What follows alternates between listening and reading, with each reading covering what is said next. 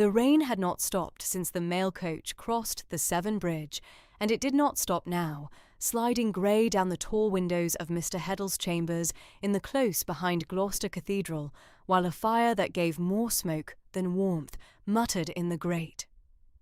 It was the cold, wet April of a year that would refuse, month upon month, to grow warm, though no one in that panelled room yet knew to call it the year without a summer. They knew only that the wind came off the wet hills with a wrongness in it, that the swallows had not come, and that a woman might sit by a fire at 11 in the forenoon and want her shawl.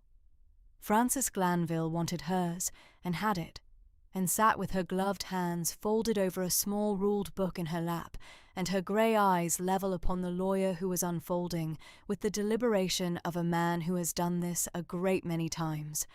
A long document seamed and creased from much carriage. She was a tall, even-shouldered woman of 30 in well-brushed black bombazine, half mourning gone a little grey at the cuffs, with dark brown hair drawn back smooth beneath a plain linen cap she wore for warmth, a wide grave forehead, level grey eyes that did not drop when looked at, and the squared, slightly roughened fingertips of a woman who had pulled a bell rope for 15 years. She had come up from Bath on the strength of a letter she had read 4 times on the road, and understood no better at the end than the beginning, and had presented herself at the close at the hour named, and now she waited, as she had waited for most of her life, for some other person's business to be ready to begin. Mr. Heddle was a Gloucester man of business of 61, in plain black, superfine grown shiny at the elbows, gold-rimmed spectacles pushed up into grey hair, a client's ledger laid at his right hand, though he plainly meant to read from the parchment and not the book. He had attentive grey eyes, and he turned them on her now over the spectacles he had drawn down, as if to be quite certain that the person before him was the person the parchment intended, and that the two would agree. "Miss Glanville," he said, "I am obliged to you for coming so far, and in such a season. I will not keep you longer than the matter wants. It is my duty, and I will own to you a pleasure I had not looked to have at my time of life, to read to you the last will and testament of the late Mrs. Dr. Priscilla Lark, of Larkmoor in the parish of Mickleton under Edge, in this county. You are named in it. You are, indeed, the whole of it." She inclined her head and said nothing, for she could think of nothing that would not sound foolish, and one of the disciplines of her life had been the holding of her tongue when she had nothing worth the room it took. Drusilla Lark. She turned the name over privately, the way she would turn a course of changes she could not at once place, and found it sounded as it had the 3 times in her 30 years she had heard it spoken, like the name of a person who had never quite existed. There had been a Lark, somewhere back of her dead mother's people, who had gone away into the wool country and was never afterward named. A woman of whom her grandmother would not speak, of whom her uncle had spoken once and stopped.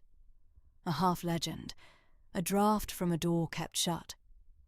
Frances had supposed her, if she had supposed anything, a fiction got up to frighten or to grieve, the way poor families keep a black sheep, to explain to themselves the smallness of their estate. And here was the fiction with a name to it, and a parish, and a solicitor of 61, prepared to read her the disposal of her goods. "You will forgive me," Mr. Heddle said, "if I read it through entire." Mrs. Lark was particular that it should be read so, every word, to the person it concerned, and I am the sort of old fellow who keeps a dead client's wishes as I would a living one's. He settled the spectacles, drew breath, and began.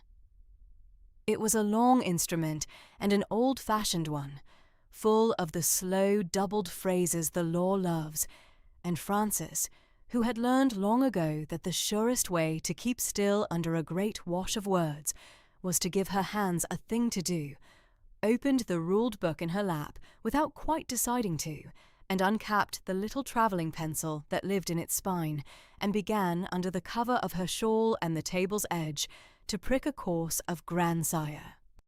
It was the oldest habit she had, and the only one she had never broken, and she did not try. The dots and joining lines went down in their narrow columns, treble leading, the bobs and singles falling where they must, the 8 crossing and dodging down the page in the order her ear kept whether she willed it or no. She did not look at the book. She looked at Mr. Heddle and listened, and her pencil kept its own time, and the strange thing, which she could not have explained to a soul who was not herself of the Towers, was that the will fell into the rhythm her hand was setting, so that the long legal phrases came round like leads, and the names and sums dropped into their places, like the 8 coming home, and she kept the reading's time without trying to, as she had kept time at 100 funerals and weddings for families that were not her own. Do give, devise, and bequeath.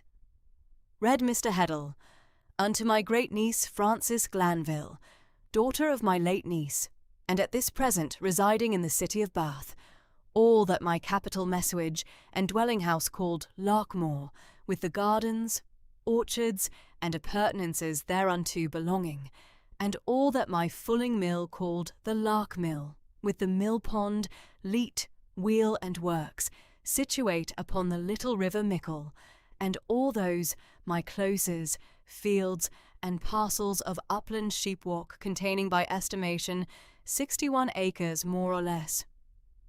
The pencil moved, together with the home farm and its stock, the walled physic garden, and the household goods, plate, linen, books, and pictures within the said dwelling-house, and the sum of £4,100 now standing in my name in the 3% consolidated annuities.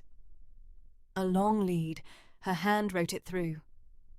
To hold the same unto her, the said Frances Glanville, her heirs and assigns for ever. Frances had not moved. A coal slipped in the grate. The rain went on. Somewhere off in the close, a cartwheel groaned through the wet, and a single great bell of the cathedral told the half-hour, and her ear caught it and weighed it, a fine deep note, a shade sharp of where she would have hung it. £4,100, 61 acres, a house with a name and pictures in it, and books in it, and plate in it, given to her, her heirs and assigns, forever, to her, who had owned for the whole of her grown life 1 trunk of clothes, a work-box, her uncle's prayer-book, and the ruled volume now lying open under her hand. She found she was not glad, exactly, nor frightened. She was the way she was on the rope when the tenor first answered her pull, and she felt the whole weight of the metal up there in the dark begin, against all reason, to come. She held still and let it come. "There is more," Mr. Heddle said, and she heard a different note enter his careful voice, something nearer to feeling, and she looked up. Mrs. Lark makes one particular devise that I will read you in her own words, for she set it apart from the rest, and underlined it, which she did to nothing else. He turned a leaf, and read more slowly. Item. I give and devise also the advowson and right of presentation to the parish church of St. Cuthberga at Mickleton under Edge, with all that thereunto belongs, and I charge my great-niece to have especial care of the 8 bells in the tower of the said church, which I cause to be rehung, and in part recast at my own charge. For I have known what it is to want them rung truly, and could not always have my wish, and I would have them in the keeping of one who knows their worth. Mr. Heddle lowered the parchment. She has written, after that, in her own hand and not the scrivener's, for none but a ringer will keep faith with the 8. The pencil stopped. It stopped of itself.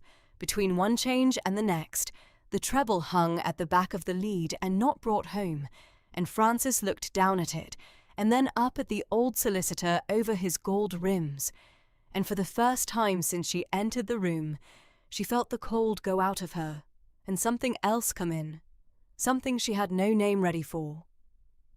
The 8. Rehung, and in part, recast. By a woman. She had not known there were women who hung bells. She had been the only woman in her uncle's tower these 15 years, the curate's odd niece who could be trusted on the treble and feared for nothing, and had taken it as a thing peculiar to herself, a queerness to be quiet about. And here, in a parish she had never seen, an old woman she had 3 times heard named had cared enough for the 8 to spend her own money setting them right, and had wanted them rung truly, and could not always have her wish, and had left the very right to choose who should ring under that tower, to a great niece in Bath, of whom she could have known almost nothing at all. Mr. Heddle, Frances said, and her voice when it came was low and unhurried, and did not shake, for she had long ago disciplined it not to. I will ask you one thing, and then be quiet, and let you finish, for I see there is more business in it. I never met Mrs. Lark. I am not certain I had truly believed in her. I am a music mistress. I am 30 years old.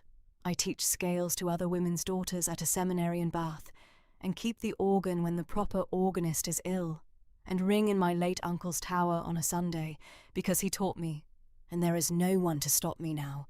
He is gone. I have no fortune and have looked for none. Why me? Why should a woman I never saw leave me a house and a mill, and 61 acres and a church? Leave me the whole of what she had in the world, and pass over, I must suppose, others nearer to her than I. Mr. Heddle took off his spectacles altogether and looked at her with his bare, attentive eyes, and was a moment answering. And when he answered, it was not as a man of business, but as an old man who has seen a good deal of the disposal of the dead. I cannot tell you all of it, Miss Glanville, he said, because I do not know all of it. Mrs. Lark kept her counsel as close as any client I served, and a client may take a reason to the grave, and is in her right to do it. I can tell you that she was of perfectly sound mind, that the will was made unhurried and read over to her twice, that she had no children, and that the nearer connections you speak of were known to her, and considered by her, and set aside by her with her eyes open. I can tell you that she had heard of you. Past that I am a stone. He paused, and folded the spectacles, and turned them once in his fingers. And I will beg your pardon for a thing which is not properly mine to beg pardon for, and which has lain on me notwithstanding. Mrs. Lark died in the back end of last year, before Christmas. It has taken me until April to reach you. The direction she left was years old. You had removed. The seminary did not at first own you. I followed you through 3 lodgings and a wrong Glanville at Bristol before I had you sure. So the news of her, and of all this, comes to you late and cold, when by rights you should have had it warm. I am sorry for it. She would have been sorrier. You need not be sorry, Frances said. I never had her warm to lose. You have lost me nothing. But she said it gently, and she closed the ruled book over her stopped course of grandsire, and kept it under both her hands as if it had grown suddenly worth the keeping, which in truth it always had been, being the only thing in the room that was wholly and from the first her own. She thought, while the lawyer drew breath, of her uncle, the Reverend Septimus Glanville, a lean Somerset curate and tower captain who had taught her the methods at an age when other girls were taught the harp, and told her a bell would forgive a great many faults but never a hurried hand. He had been dead 2 years. He had left her his prayer book and the whole of his learning and not a shilling, and she had thought that learning the least marketable thing a woman could carry through the world, a knowledge fit for nothing but a damp tower on a Sunday and the inside of her own head. She had not imagined a morning on which a dead woman's lawyer would read out, in a cathedral close, that none but a ringer would keep faith, and mean her. There is one more matter, Mr. Heddle said, and now the lawyer came back into his voice, dry and careful, and he drew the ledger to him at last and opened it to a page already marked. I would not have it reach you from any mouth but mine, for it touches the estate, and it touches you, and a thing of this sort grows teeth in the telling. He laid his hand flat on the open page. You are not, it seems, the only person who learned of Mrs. Lark's death and the disposal of her property. There is a connection of hers, a cousin in some degree, of the London branch, by name Quennington, Mr. Aldous Quennington. He has written to me. He wrote, indeed, before I had so much as found you. He gives me to understand that he does not allow the will, that he holds the estate of Larkmoor to be settled otherwise and upon his own branch by an instrument older than any will Mrs. Lark could make, and that he means to come into Gloucestershire and into the parish to make his claim good. Mr. Heddle looked up at her over the ledger. I tell you plainly, Miss Glanville, because you will be the better for being told plainly. The will is sound, and I will defend it, and I do not think his letter worth the wax that sealed it, but a man who writes such a letter before a stranger is well in her grave, has made up his mind to be a nuisance, and he will not be content to be a nuisance by post. You should go to Larkmoor knowing he means to follow you there. Frances sat very still, and the rain ran down the tall grey windows, and the cathedral bell that hung a shade sharp tolled the 3/4, and she found that her hand had come to rest of its own accord, flat upon the closed cover of her peel book, the squared fingertips spread as though over the back of a Sally. A claim older than any will, a man who would dispute a dead woman's gift before that woman was cold. She found, examining herself for fear and not finding much, that what she felt instead was a kind of steadying, the same settling of the mind that came over her in the ringing chamber when the others lost the method and looked to her, and she had only to keep her own striking true and bring them all home by it. She had nothing yet to set against Mr. Aldous Quennington of the London branch, but a will, a lawyer, her own composure, and an old woman's strange faith that a ringer would keep faith. It seemed to her it might prove enough, and that in any case she would not be hurried. Then I had best go to Larkmoor, she said, and hear my 8, before he comes to tell me they were never mine.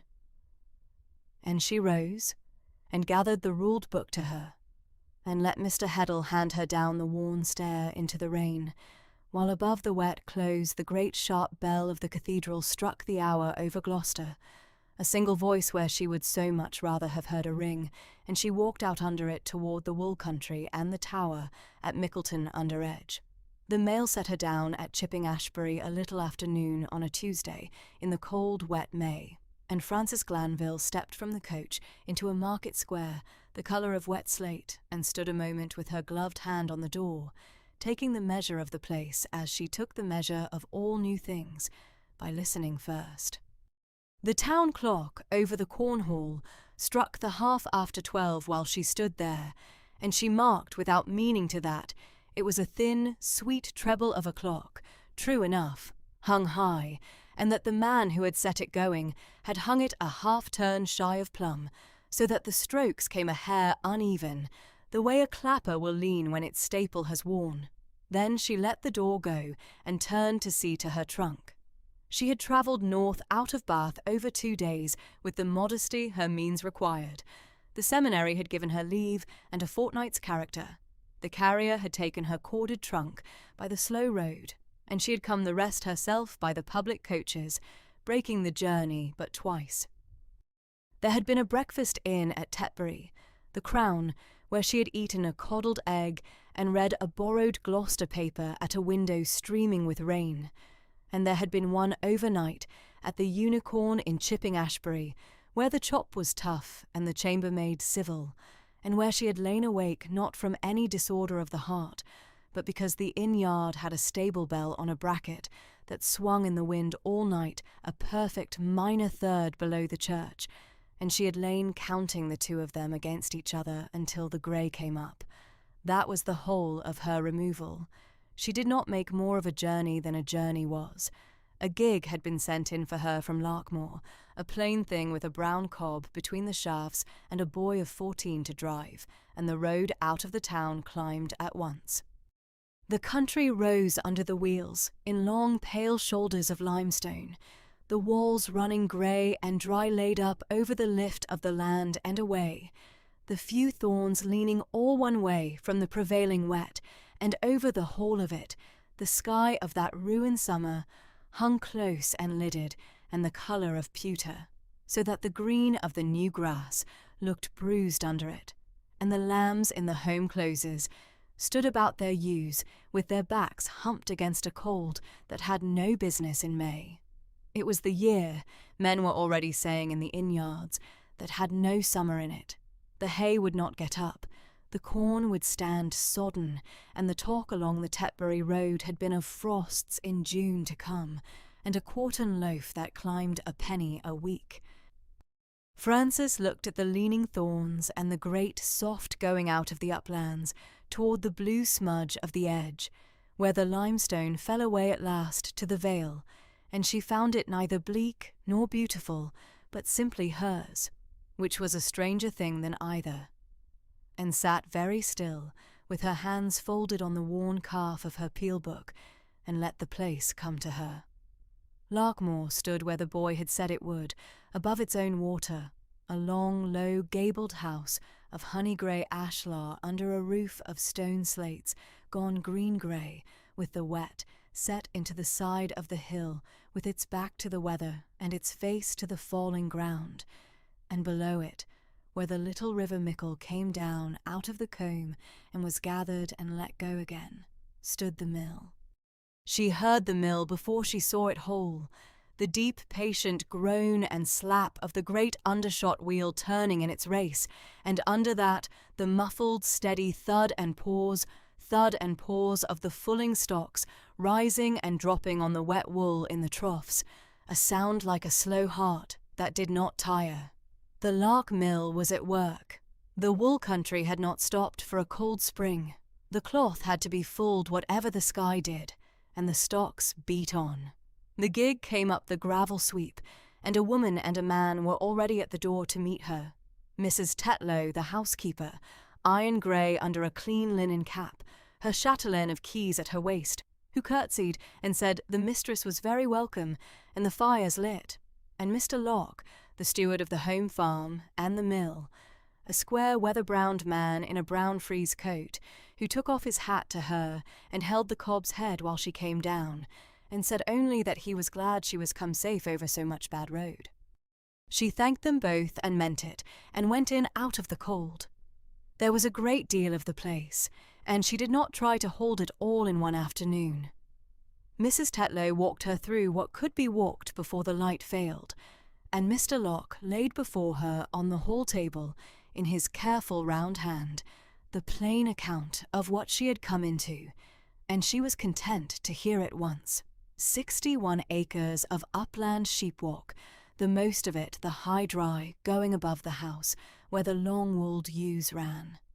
The home farm in the bottom, with its byres and its rickyard, the mill below, the stocks and the wheel and the drying racks, let to no man, but worked on the estate's own account, fulling the cloth the weavers of 3 villages brought down. The walled physic garden on the south, its borders dark and dripping and waiting on a sun that had not come.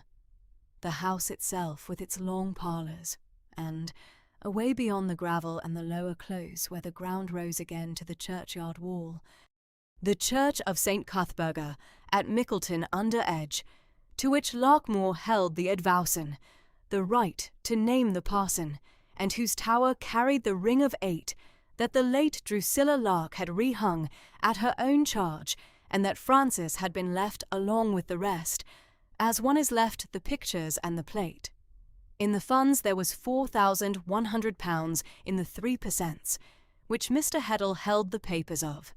It was a great inheritance for a music mistress who had owned 3 weeks since a box of books, a quarter's salary owing, and the worn notebook in which she pricked her changes. She received it as she received most things, without exclamation, asked Mr. Locke 2 sensible questions about the drainage of the lower close and one about whether the mill hands were paid the quarter or the week, and then let the inventory be. It was the dusk that undid her composure, and it undid it in the one way nothing else in that long, strange day had come near. She had gone down after their plain supper, alone, with Mrs. Tetlow's leave and a shawl, to look at the mill in the falling light, to watch the great wheel come round, black and shining, and shed its sheets of water, and to feel under her feet the slow beat of the stocks that would go on, Mr. Locke had told her, till near 9, and she was climbing back up the worn path toward the house, in that grey hour when the colour goes out of the uplands, and only the shapes are left, when the 8 of St. Cuthberga began to ring across the lower close for evensong. She stopped on the path to listen, as she always stopped, with the unthinking pleasure of 15 years. And the pleasure lasted perhaps 4 strokes, and then went out of her like a candle pinched between finger and thumb. For she heard them. She did not merely hear that bells were ringing, the way the boy beside her on the path heard it, or the way Mrs. Tetlow heard it through the kitchen window, without lifting her head from the bread. She heard the 8 of them severally, each its own note and each its own age, the way she had heard them her whole life, the way her uncle, the Reverend Septimus Glanville, had taught her to hear them in the Somerset Tower, with his hand on her shoulder. Now the treble, child, light and quick, and there's your tenor under all, the great one, and reckon the 6 between by ear, and tell me which one limps. And one of these limped.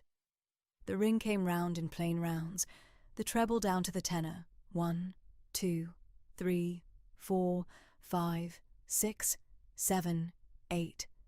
And it was the 5th that was wrong. The 5th was flat, not greatly flat, not so a milkmaid would have caught it. Not so the curate himself, very likely. Troubling to notice would have named it more than odd. But flat and dead, and sour against its sisters. A half-note short of where it should have stood in the row, and worse than flat, dead. It gave no carry, no swim of overtone above the strike, no founder's voice in it at all, where each of the other 7 sang up clear and round, and went on singing for a breath after the clapper had left it. The 5th struck, and stopped. It was a note with nothing behind it, a tooth gone to grey, in an otherwise sound mouth, and it fell into the descending row each time it came and spoilt the row, so that the whole 8, which should have come down the scale like water down a stair, stumbled at the 5th step every single time, and went on stumbling, even song after even song, while the parish stood about below in the wet churchyard and heard, if it heard anything, only that the bells were ringing. Frances Glanville stood stock still in the grey, on the worn path, with the cold coming up out of the ground through her thin shoes, and listened to the 8 come round again. 1, 2, 3, 4, 5, and felt the small hairs rise along her arms, and not from the cold. She knew bells. She knew them the one true way she knew anything in the world. She could tell you, from 8 notes in the dark and nothing else, which foundry had cast a ring and very near what year, because a bell sings its own founder's name in its tone if you have the ear to hear it, and she had pulled a rope for 15 years, and she had it. And this 5th sang nothing. It had no founder in it. A bell that had cooled honest in a true mould and hung 40 years and rung 10,000 changes did not go like that. It might crack, and a cracked bell told you at once with a buzz and a rattle in the strike. But this did not buzz. This was worse. This was a note that had never had a voice to lose. Cast wrong, cast cheap, run in a flawed mould by a hand that did not care. And then, she thought, standing very still, then hung up among its honest sisters, and rung Sunday on Sunday for years on years as if it belonged there. And nobody, in all that time, in all that wet, ungenial parish under its lidded sky, had stood where she now stood and heard that the 5th of St. Cuthberga was a lie. Her great-aunt had rehung this ring at her own charge. Her great-aunt had herself been a ringer. Rare in a woman, the will had as good as said so. Her great-aunt had had this ear, or the most of it, and had paid for the hanging, and had left it like this. The thought sat very cold and very clear in Frances under the going down of the light, that a woman who could hear what Frances was hearing had let that 5th hang false on purpose, and had said nothing, and had died saying nothing, and had left the whole of it, the house, the acres, the mill, the advowson, and the 8 with the lie hung in the middle of them, to the one stranger in England who would climb a path at dusk and stop dead, because the 5th was flat. She did not go up to the tower that night. The light was gone, and the band would be coming down their stair, and a thing 40 years false would keep another day. And besides, she wished, before she said a word of it to anyone, to be wholly sure, to hear it twice more by daylight, and to set her finger on it cold. She went up to the house instead, with the 8 still going behind her, the 5th limping in the row at every turn, and she found that without willing it, her right hand had begun to tap the changes against her thigh as she walked, the plain hunt of it, leading the treble to the back and home, the way it did when she was thinking hardest and least knew she did it. Mrs. Tetlow met her in the screen's passage with a candle and saw something in the level grey eyes that had not been in them at supper, and asked, civil and a little anxious, was the mistress quite well? Was anything amiss below at the mill? Frances said no. Nothing was amiss with the mill. The mill went very well.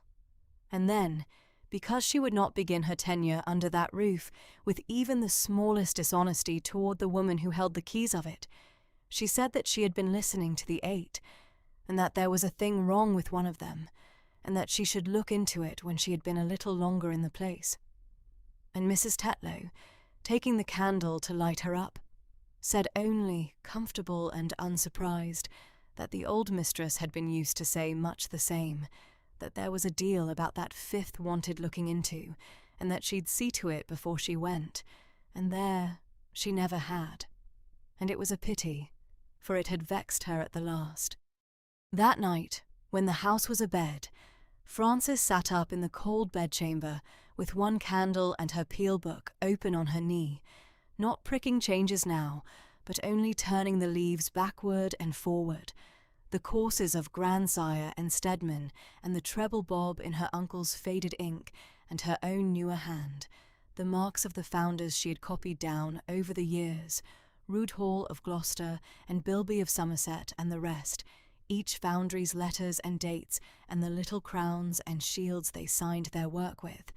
And she thought about a rehung ring with a dead 5th in it, and about an old woman who had heard it and held her peace, and drew no conclusion, because she was not a woman who drew conclusions in advance of her evidence. She only set the question down where she could find it, the way her uncle had taught her to set a hard course down and sleep on it, and she meant to begin upon it in the morning, gently and in order, the church first, and the curate, and then the tower itself, and Mr. Burrage the smith who kept the frame, and to take a fortnight or a month about it, if a month were wanted, and to hurry nothing, because she never in her life had hurried a single one of them, and did not propose to begin. She was not given the fortnight. In the morning, when she came down to the cold parlour where Mrs. Tetlow had set the chocolate and a fire of green wood that would not draw, there was a card upon the salver by the south door that had not been there the night before, a calling card, but no plain one. A stiff square of pasteboard edged all round in primrose yellow, the name upon it engraved in a flowing copper plate, too ornamental by half, Mr. Aldous Quennington, and beneath the name, in a smaller and no less ornamental hand, the words on a matter touching the prior settlement of the Lark estate. Frances stood over it with her chocolate cooling in her other hand, and read it twice, and did not touch it. Mrs. Tetlow, coming in with the toast, saw where her eyes were and her mouth went thin.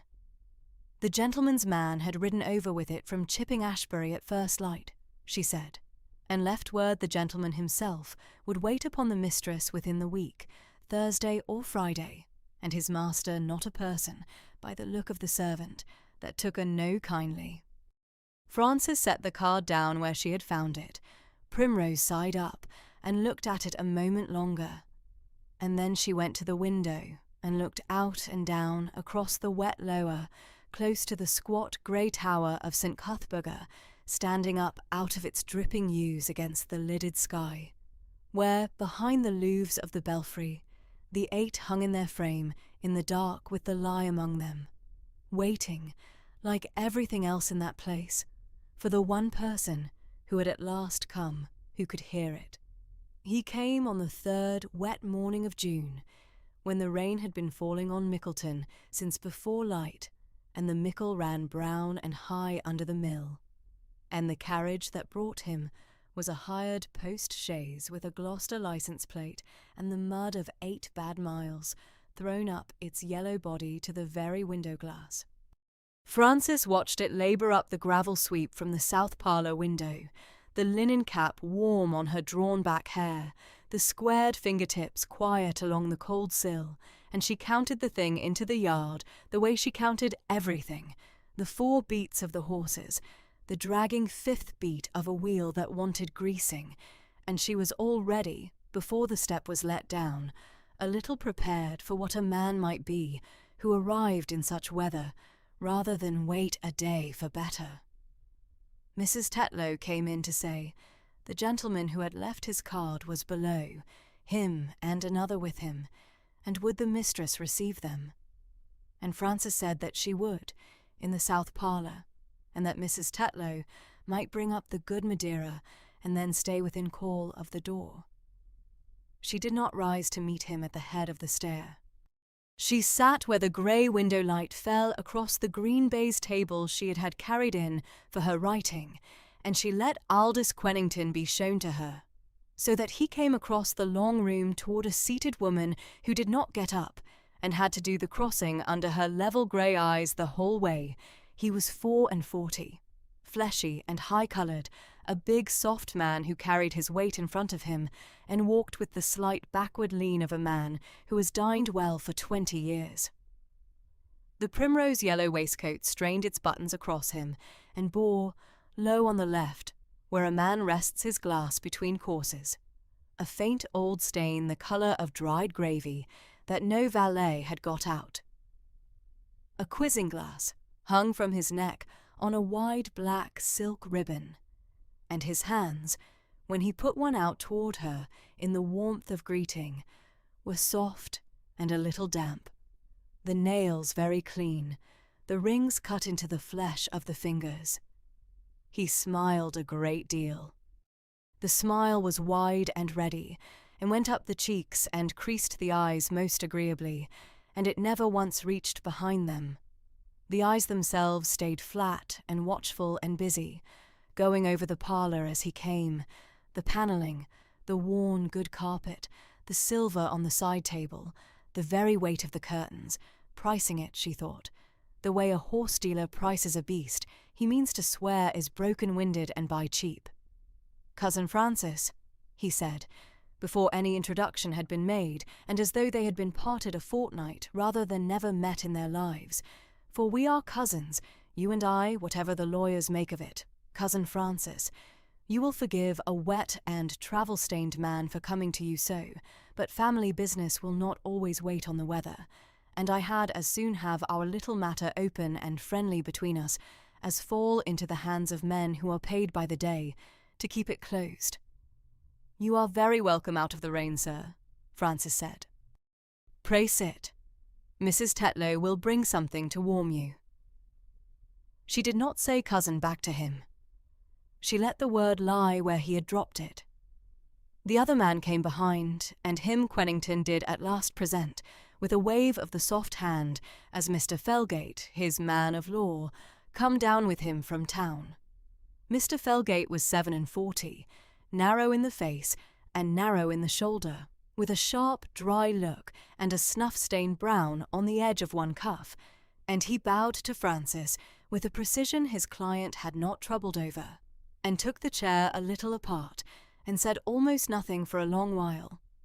But Francis, who watched hands as other people watch faces, saw that he carried a flat, japanned document box under his arm, as though it were the only solid thing in the room, and that when he set it on the floor beside his chair, he set it square to the wainscot, and squared it again with 2 fingers when it had not needed squaring, and she thought him a tidy man, and a careful one, and not, on the whole, a happy one to be where he was. Quennington took his Madeira and warmed himself and talked. He talked of the badness of the roads and the badness of the year, of the snow they had had in May in the next county, and the corn that would not come and the price of everything. He talked of dear old Aunt Drusilla, whom he had loved, he said, as a son almost, and visited. Here Francis marked the small hesitation, the glance aside, visited as often as a busy man could. He talked of the sad surprise it had been to them all, to the whole connection, that the dear old soul's mind had wandered at the last into so strange a disposition of a property that had been, as anyone in the uplands would tell her, Quennington land and Quennington money these 40 years and more. He was sorry for it.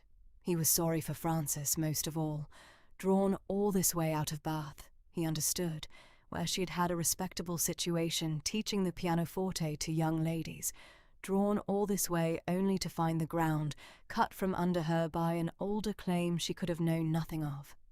He would not for the world have her think hardly of him. He came as a friend. He came to spare her. "You are very good," said Francis. "Spare me what, sir?" And so, smiling, he came to it. There had been, he said, a settlement. Long before any will, the poor old lady had scratched in her dotage, long before Francis Glanville's name was so much as known in Gloucestershire, the Lark estate had been tied up in the proper way among the proper people. In the year 88, he said it as a man, says a thing he has said many times and found to answer. In June of the year 88, a deed of settlement had been sealed at Larkmoor that entailed the whole property, mill and moor, and the sheep-walk, and the advowson, and all, upon the Quennington line, in default of direct issue of the body, which default, the old lady having died a spinster, had now fallen in. He was that line. He was, he said, with a spread of the soft, damp hands, only claiming his own. He nodded, and Mr. Felgate bent to the japanned box and brought out a folded parchment heavy with a great pendant seal and laid it on the green baize between them, and Francis looked at it without touching it and said that she had no doubt Mr. Heddle, her own man of business, would be glad to see it in due form, and that she had already sent word to Gloucester that morning asking him to come. That checked the smile for half a breath. "Heddle," said Quennington. "You have sent for Heddle." "This morning, sir, when your card told me you meant to call on a matter of settlement, and across the churchyard for Mr. Penhaligon, our curate, who is the soul of discretion and a most exact keeper of the parish records, that there might be a witness of the neighbourhood to anything we agree. I would not have you put to the trouble of saying a thing twice." She folded her squared hands on the table. "Pray go on. You were telling me of the deed." He went on, but the warmth had cooled a degree, and the eyes worked harder. "The deed," he said. "The deed was a lawyer's affair, dry as dust, and he would not weary a lady with it. But a deed, alone, a man might forge, might he not? And he laughed to show how absurd the thought was. No. What made the thing past all argument, what would satisfy any magistrate on the bench and spare them all the expense and unpleasantness of a suit, was that the settlement had been done openly, publicly before the whole parish, and marked, here he leaned forward, and the quizzing glass swung against the straining primrose marked in the church itself, in the manner of the wool country, for all to read these 40 years. Had his cousin, he asked in her short time among them, been up into the ringing chamber of St. Cuthberga?" "I have," said Francis. "Then you will have seen the boards." "I have seen the peel boards. There are several." "Then you will know," said Quennington, recovering all his comfort at once, "that when a great thing is done in a parish, a great peal is rung to mark it, and a board put up to keep the day. Weddings, coronations, the old king's recovery." And he sat back, well pleased, the sealing of a settlement that gave the Lark estate to its proper heirs. He nodded again to Felgate, and the lawyer, with that same square care, lifted from the floor on its far side a flat thing near 3 feet across that had been standing wrapped against the wainscot all this while, and unwound the baize from it and set it up against a chair back, facing the window so the light fell full upon it. And Francis looked at it for the first time. It was a peel board, or it was made to be taken for one, oak near 3 feet by 2, painted black, lettered in gold and red and a faded blue, the gold shaded as old gold goes, and the black gone a little brown at the grain, a beaded border running round, and in the 4 corners the painted device of a bell. She read it as it was meant to be read, all in a breath, the way the eye takes a thing it has seen the like of 100 times. "To the glory of God," it began, in the worn gold capitals across the head. "On the 9th day of June 1788, it said, was rung in this tower a true and complete peal of Stedman caters, 5,067 changes in 3 hours and 21 minutes by the undernamed company, in proof and perpetual memory of the settlement of the Lark estate, that day sealed." And below, in 8 ruled lines, the 8 men to the 8 ropes, treble to tenor, with their callings after their names, yeoman, weaver, smith, and a conductor named at the foot, and round the lower border, small, in the place where such a thing is always set, the founder's line. "These bells cast by Roodhall of Gloucester, 1788. "There," said Quennington softly, and the single word had all the weight of a man laying down the winning card. 40 years it has hung in that tower for any soul in the parish to see. A peal rung, the day named, the company named, the very founder of the ring set down. You'll not tell me, cousin, that the whole parish of Mickleton stood by and let a board be hung for a settlement that was never made. A board is not a deed in a strong box that one pair of hands might tamper with. A board is the parish's own memory, up there in the open before God and the ringers and the sexton and 40 years of Sundays. That," the soft hand went out toward it, not quite touching, "is what will satisfy the bench. That is what I came, in friendship, to let you see, before the lawyers make it bitter between us." Francis looked at the board a long while, and the parlour was quiet, but for the rain on the glass and the small busy fire, and, very far off and low, the muffled work of the mill below, the great wheel turning in the swollen race.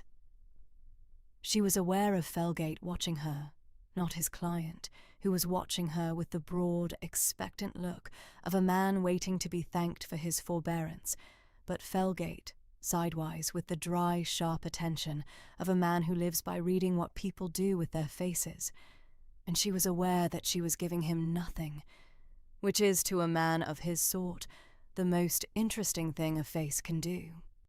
For she had read the board twice over now, and a third time, slowly, letter by gilded letter, the way her late uncle Septimus Glanville had taught her to read everything in a tower before she trusted a word of it. And there were 3 things written on that oak that were not so, and she had known the first of them before Quennington finished speaking, and the second a moment after, and was only now, on the 3rd reading, growing certain of the 3rd. But she did not say any of them. She had learned, in 15 years of standing in cold towers among men who supposed a woman could not hold an 8 in her head, that the way to be believed is to let the other speak first, all the way to the end, until he has staked everything on the ground you are standing on and cannot draw back. And she meant Aldous Quennington to have every inch of that ground, and Mr. Felgate to hear him take it, and Mr. Heddle and Mr. Penhaligon to be in the room before she answered a syllable of it. So she said only in her unhurried, gentle voice that it was a handsome board and very fully lettered, and that she should like, if Mr. Quennington had no objection, to look at it more nearly, for she had some little knowledge of such things, and she rose and went to it, and stood before it with her squared fingertips not quite resting on the painted oak, reading the gold once more, and she felt, rather than saw, the lawyer Felgate sit forward a half-inch in his chair. The wheel she was waiting for came up the sweep within the half-hour.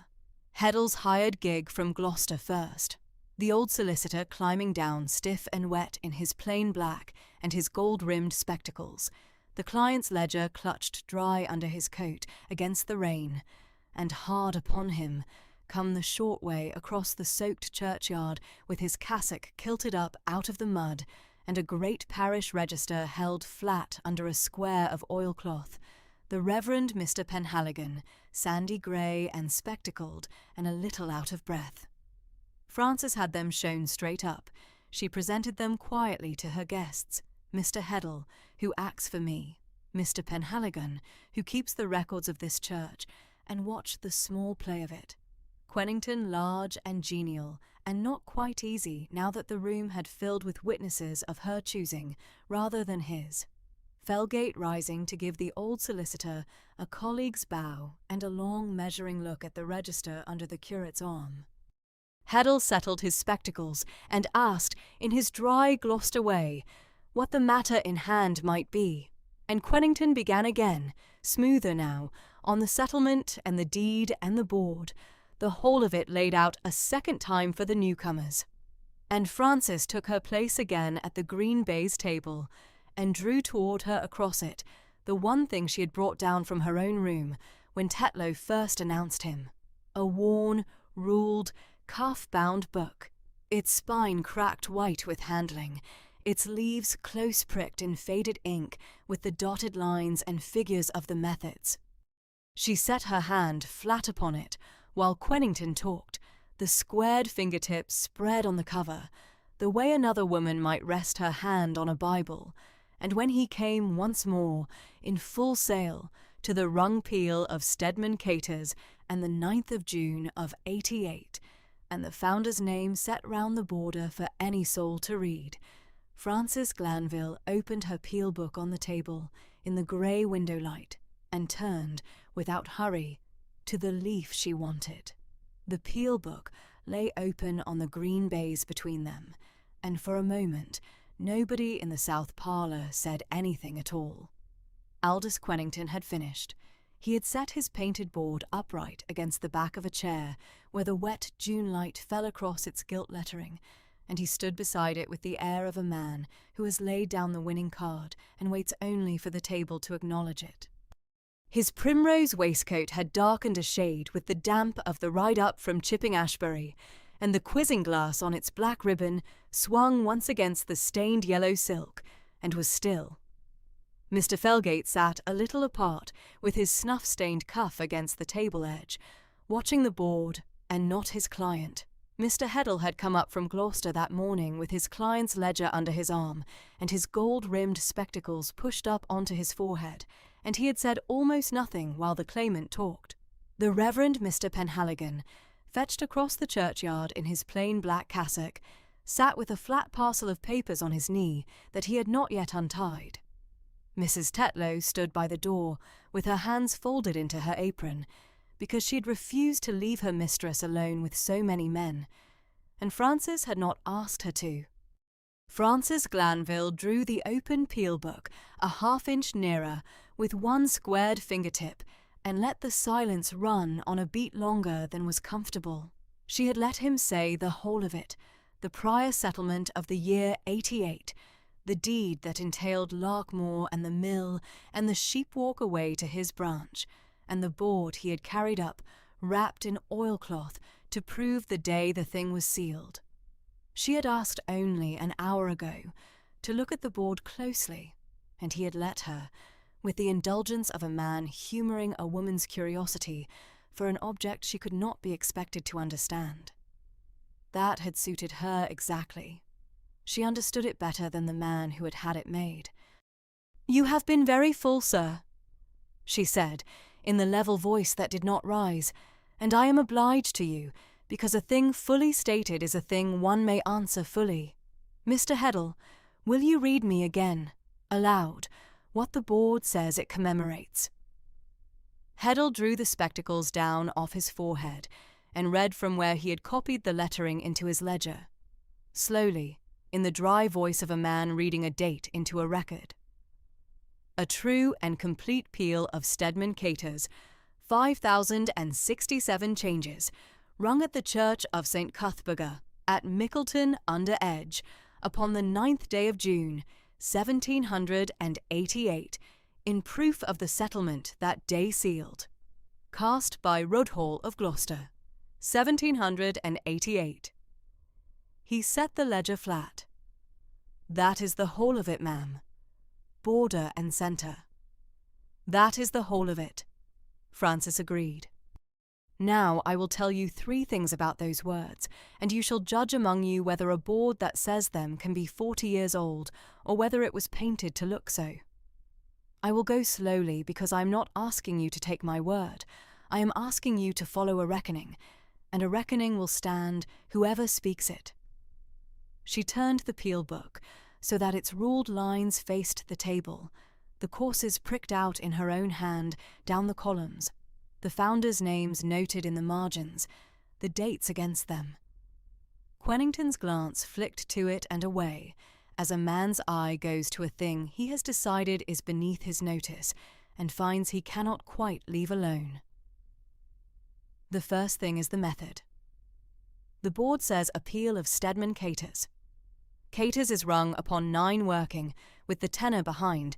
That much any ringer would grant you, and the gentleman who ordered this board took care to name a true thing, for it is a real method and a hard one, but it is not an old one. The principle that bears the name was first set going in the ringing of the early part of the last century, and the form rung upon 9, Caters as against the triples upon 7, came into use later still, and into the towers of these uplands later than that, for we are a long way from where such things begin, and they reach us slowly.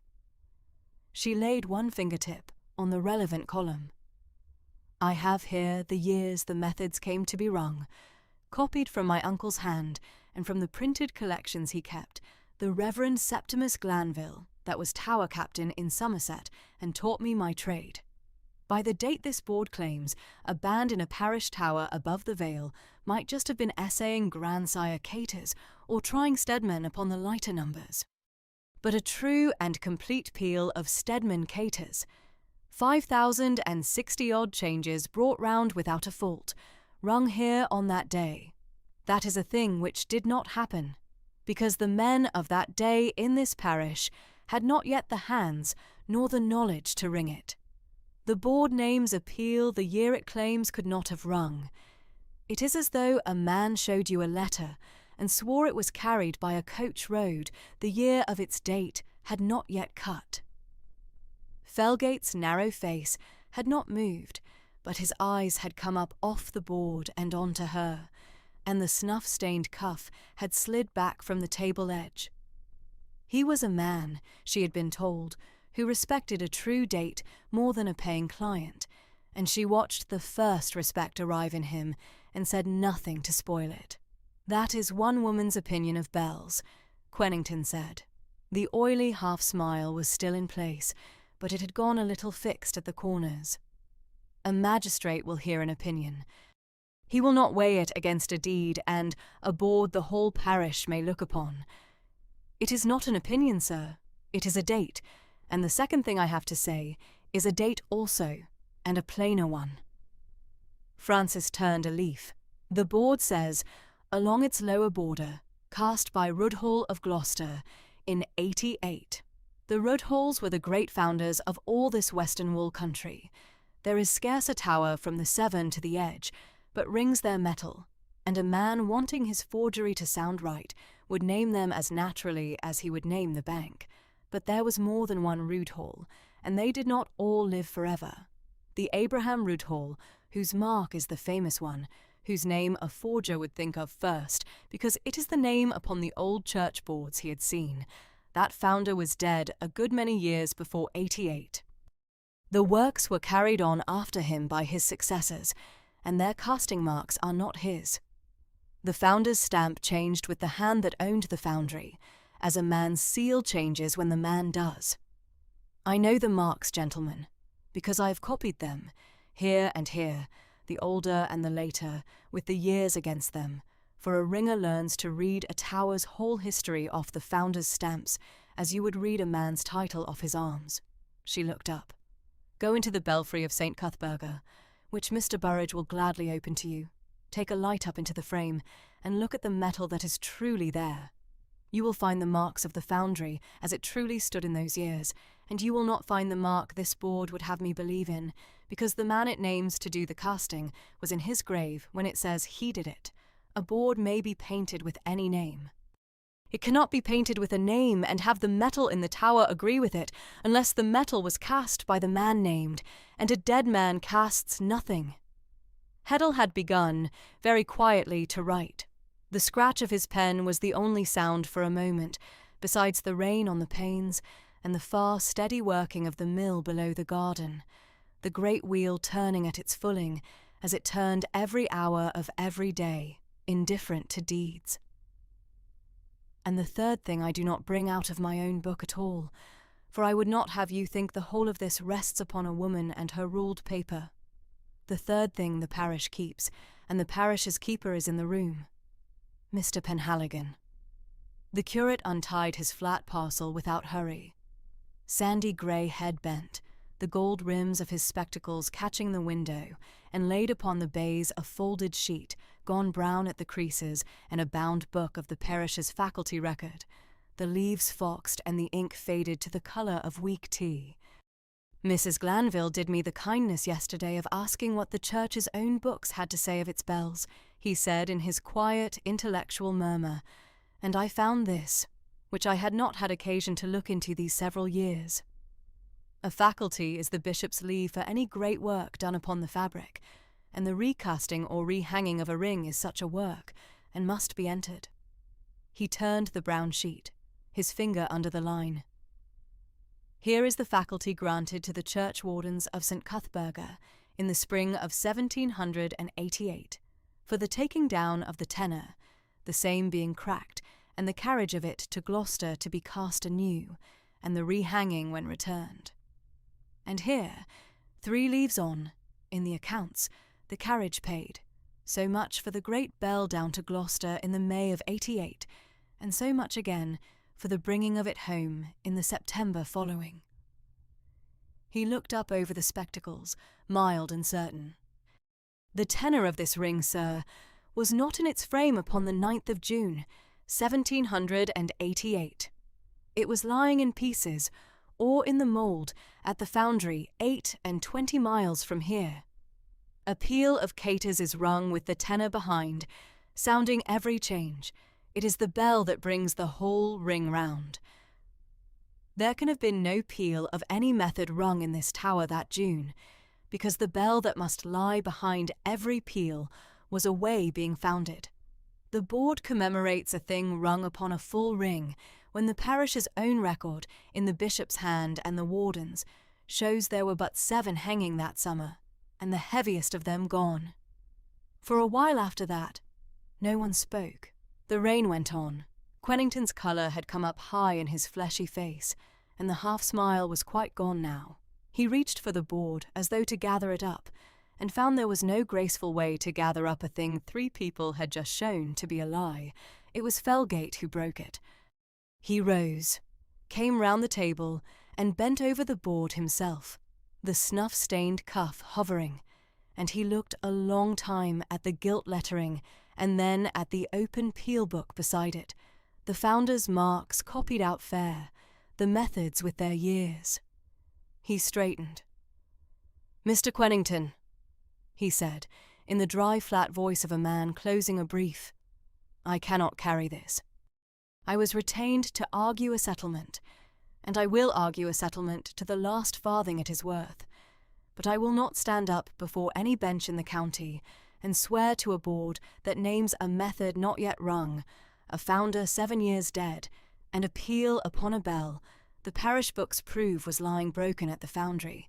The lady is right, and worse for us, she is right in 3 places, and any one of the 3 would undo us. I withdraw. I will not appear in it. You are bought," Quennington said thickly. "She has bought you with a smile and a—" "I am not bought, sir. I am instructed by the truth, which is cheaper than I am, and a deal harder to argue against." Felgate gathered his papers with quick, neat hands. "Take other counsel if you can find a man who will look at that record and still go to law. I should be obliged if you did not name me when he asks who saw it first. What came after had no dignity in it, and Frances took no pleasure in watching it, for she had never wanted a man humbled, only a thing set right." Quennington blustered. He spoke of the expense he had been put to, of cousins who would not let the matter rest, of opinions he would have from London that would make a Gloucester curate's mildewed books look the foolish things they were. And when none of it moved the level grey eyes across the table, the bluster thinned to threat, and the threat, having no ground beneath it, thinned in its turn to mere noise, the loud, empty noise a man makes going down. He demanded his board.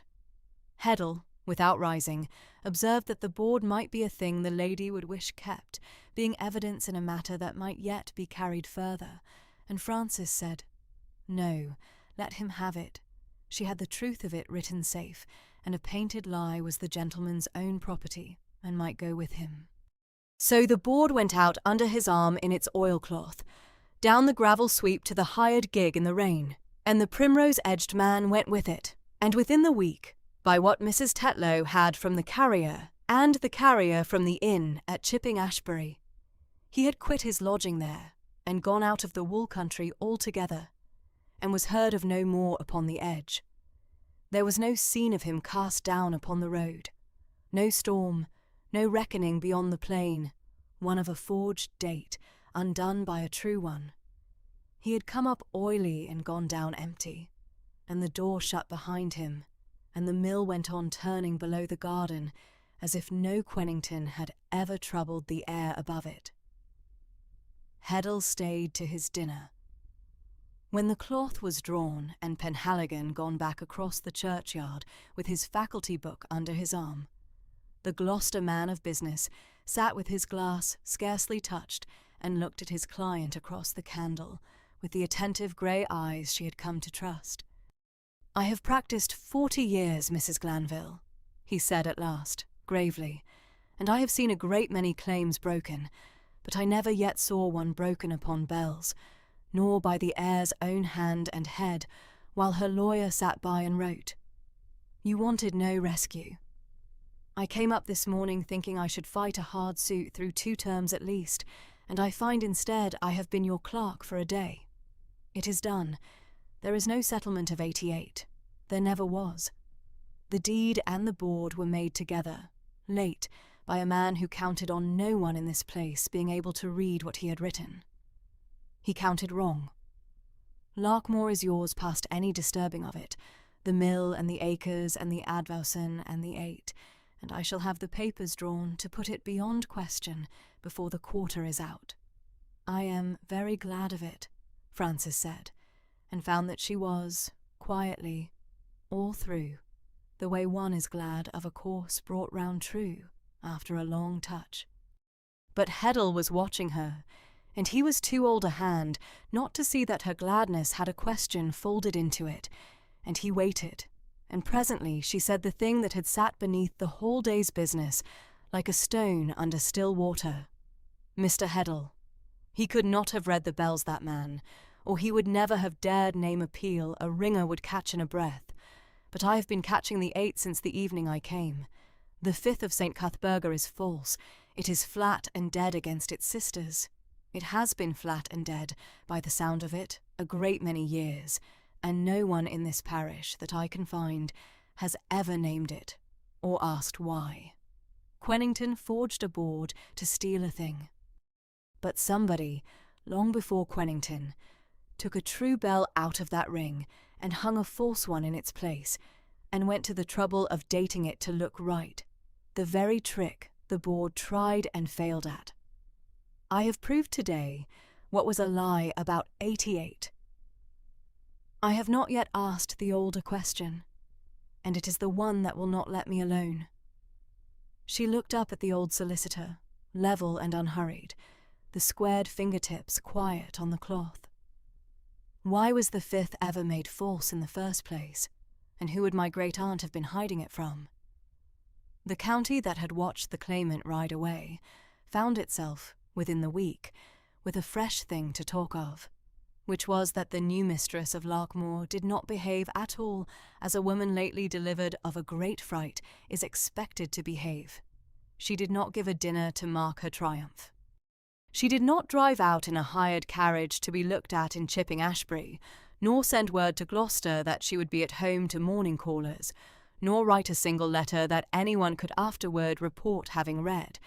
She did, instead, the thing that the wool country understood better than any flourish, which was to take the daily measure of what was now hers, and to set it, room by room and field by field, into the order she meant it to keep.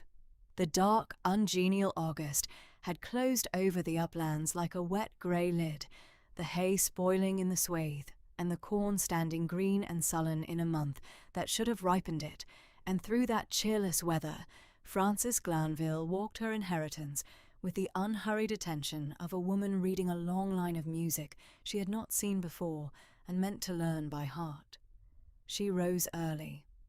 She went first, most mornings, across the churchyard to St. Cuthberga, where the Reverend Mr. Penhaligon kept the cold little church and his colder little study above the vestry, and it was in those first weeks of settling that the curate, who had handed her the faculty record at the very pinch of her need and watched a forged thing come apart in her hands, declared himself in his quiet, sandy-haired way wholly hers. He was 39, thinning at the crown, gold-rimmed spectacles forever sliding to the end of a long nose, a man who would sooner trace a date through 3 parish ledgers than dine with a bishop, and he had kept the records of that tower for 11 years with the patient hunger of a scholar marooned among turnips. He showed her where the registers ran back to the Commonwealth, where a leaf had been cut out in some earlier century and clumsily replaced, where the churchwarden's accounts noted the very shillings paid for the rehanging of the 8 in her great-aunt's day. Frances found, in his fussy precision, a thing she had not had in years, a mind that liked the same exactness she liked, that did not think it strange of her to want a date proved to the year. From the church, she would go down through the orchard gate to the home farm and the mill, and there the second of her people declared himself in a wholly different key. Mr. Locke, the steward, was 55, square and weather-browned, in a brown frieze coat, gone shapeless at the elbows, and he was plain-spoken to the edge of bluntness and honest past the possibility of doubt. He had served Drusilla Lark for 19 years and had grieved her, Frances came to see, more truly than any of the cousins who had written letters of condolence with one eye upon the will. He walked the new mistress over the 61 acres of upland sheepwalk with his hat off in the rain and his thumb stabbing at the boundaries, and he told her without softening it which of the home farm fields were sour, which of the ewes were past their best, how much the spoiled hay would cost her come the dead of winter, and exactly what he thought of a London cousin who would forge a thing to rob an honest woman of a house her own blood had left her. He thought a great deal of it, none of it printable. Frances liked him at once, and trusted him within the fortnight, which for her was the same thing said twice. At the mill itself, the Lark Mill on the little River Mickle, the great fulling stocks rose and fell at their slow work of pounding the woven wool to felt, and the wheel turned in its dark pit with a steady underwater thunder, she came to count, without meaning to, the way she counted everything. And Locke showed her the tail race and the wheel pit and the dry stone chamber beside it where the old gear was stored, and named the bays of it to her, never guessing that he was reading aloud, all unknowing, the first half of a riddle she had not yet found. Within the house her circle firmed itself in the same quiet way.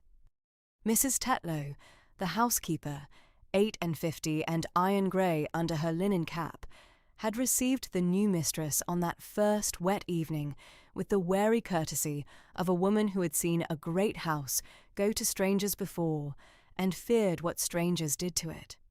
But the wariness had thawed, week upon week, into something close to fierce allegiance, for she had watched Frances handle the claimant's threat without once losing her temper or her dignity, and Mrs. Tetlow valued nothing on earth so highly as a person who did not make scenes.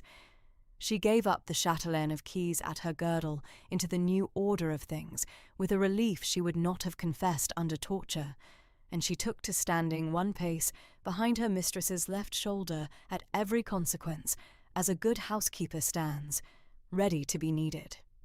And of an evening, when the wet dark came down early over the edge and the lamps were lit in the south parlour, there was Miss Tabitha Croft, the companion, 33, soft mid-brown hair under a lace cap, a dismissed governess whom Frances had brought up from Bath out of an old kindness and kept now out of a new fondness, who would read aloud in her low, even voice, while Frances sat with her hands quiet, for once in her lap. Or not quite quiet, the squared fingertips tapping some course of changes against her own knee, in a rhythm Tabitha had long since stopped remarking upon. The portrait space above the parlour chimney stood empty still. Frances had marked it, and said nothing and let it wait. But the matter that would not let her rest, through all that settling, was the bell. Mr. Heddle's grave congratulation, given in the chambers at Gloucester, had carried within it the very question that now sat in her like a stone in a shoe. The board had been a lie, plainly, deliberately, expensively made, but the 5th of St. Cuthberga was a lie also, false in its very tone, flat and dead against its 7 sisters, and that was no forgery of a grasping cousin's. That had been done 40 years gone, at her own great-aunt's charge, in her own great-aunt's tower. And Frances could not for her life see why a woman who loved her ring of 8 enough to rehang the whole at her own cost should leave one of them sour in the frame and say nothing. She had heard it the first evening she walked up from the mill. That wrongness in the 5th, and she had not stopped hearing it since. So on a streaming grey morning toward the end of that drowned August, she sent across the green to the forge for Mr. Burridge, and told him what she meant to do. Mr. Burridge was the village tower captain and the village blacksmith both, a broad grey-bearded man of 50 in a scarred leather apron, who had kept the bell-frame and the ringing chamber of St. Cuthberga for 30 years, and rung in that tower since he was a boy, let up the ladder to mind the rope. He had heard, of course, the whole of the business with the painted board. The parish had talked of nothing else. He came across to the great house, turning his cap in his 2 huge hands, half in awe of a lady who could undo a lawyer with a peel book, and when Frances put it to him plainly, that she wished the 5th taken down out of the frame and looked at, crown and lip and all, he scratched his beard and said that no one had had that one down in his time, that it had hung sour ever since he could remember, and folk had stopped minding it the way you stop minding a clock that gains, and that he had always supposed it had simply come back wrong from the founder, and there was an end on it. Frances said that she supposed so too, and meant to know. They went up that afternoon, the 2 of them, with Locke to lend his back and 2 of the farm men on the tackle, up the worn ladder into the cold chamber where the 8 sallies hung in their faded blue and red, and on into the loft above, where the frame stood and the great mute heads of the ring sat tipped in their stays. It was slow work and careful. A bell of that weight does not come down out of an oak frame for the asking. The gudgeons must be eased from the bearings, the headstock unbolted, the whole swung clear on rope and pulley, an inch at a time, while 4 men sweat and 1 man swears. And through the whole of it, Frances stood by, with her hand on the cold green bronze waist of the thing, and her ear, almost, against it, as if she would hear from the metal itself what her great-aunt had hidden there. When at last the 5th came down and lay tilted on the loft boards in the grey loft light, mouth up, and Burrage had taken a rushlight and a rag to the inside of its crown, the thing declared itself. There, skinned over with a thin run of fresh metal, where a casual eye would never have thought to look, lay a second mark beneath the first. The date engraved upon the soundbow for any churchwarden to read was honest enough on its face, but up inside the crown, where only the founder and his god were meant to see, an older inscription had been deliberately covered, a founder's mark and a year and the first letters of a name, half melted under the later pour and yet plainly there, plainly other than the date the bell wore on its skirt. Burrage held the rushlight to it and went very quiet. Frances bent close and read what could be read of it with her squared fingertip, tracing the cold raised letters, and the cold loft seemed to her to grow colder still, for here in her 2 hands was the proof of the thing she had only heard. This had been recast and redated on purpose, an older true mark buried alive under a newer false one, and her great-aunt had hung it sour in the frame and let it ring flat for 40 years rather than send it back or speak of it. It was not a fault. It was a hiding place. Whatever the original 5th had said upon its crown, someone had wanted it unsaid, and had wanted just as plainly that it should not be wholly destroyed, only silenced, only buried in plain sight in the highest room of the parish, where none but a person who thought to take the thing itself down would ever find it. Burrage said, in the voice of a man in church, that he had handled that bell 1,000 times and never known. Frances said that no one could have known, who did not first ask the wrong-sounding one why it was wrong. She did not say the rest of what was rising in her, which was that her great-aunt had done nothing in that tower by accident, and that a woman who would bury a true mark under a false skirt was a woman who had left, somewhere, the means of reading it, and that the means would be left, surely, where only the right person would look. She had them make it fast where it lay, and cover it. And she went down out of the loft into the streaming afternoon, with that certainty growing in her, like the first note of a method she had not yet pricked, but could already half hear. It was in those same weeks that the child began to come up to the tower. Maud Locke, the steward's daughter, was 9 years old, freckled and flax-haired and quick as a wren, and she had attached herself to the new mistress from almost the first day with the frank devotion of a clever child who has found, at last, a grown person who answers questions properly. She had watched the bell come down with her eyes round as pennies, and afterward, when the men were gone, she had crept up the ladder to where Frances stood, looking at the silent ring, and asked, without any preamble, how a person learned to make them sound. Frances looked down at the small, upturned, freckled face and felt something turn over quietly in her chest, for it was the question she herself had asked her own uncle in a Somerset tower more than 20 years before. She did not answer it with a speech. She took down the lightest of the standing 8 off its stay, the treble, set tail-end and Sally into the child's 2 hands over her own, and showed her, slowly, an inch of pull at a time, with the patience of a woman who has all the time there is, how the weight wants to be felt and not fought, how the rope is not pulled but accompanied, how the thing will speak in its own moment, if you only learn its moment and do not hurry it.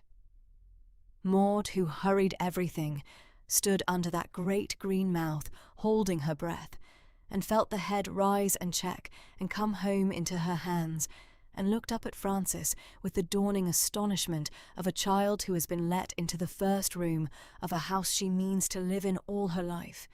It was not much of a lesson. It was the beginning of one. And Frances, watching the small, squared grip of the child's fingers close on the Sally exactly where they should, understood that the thing her uncle had given her was not a thing she had ever owned alone, but only kept as one keeps a method going, hand to hand down the years, and that she had, in this drowned and friendless August, in a tower full of buried marks, begun without quite deciding to it to give it away again. That evening, with the rain still coming straight down past the parlour windows, and Tabitha's lamplit and the hidden mark turning over and over in her mind, Frances did the thing she had been circling all day without naming.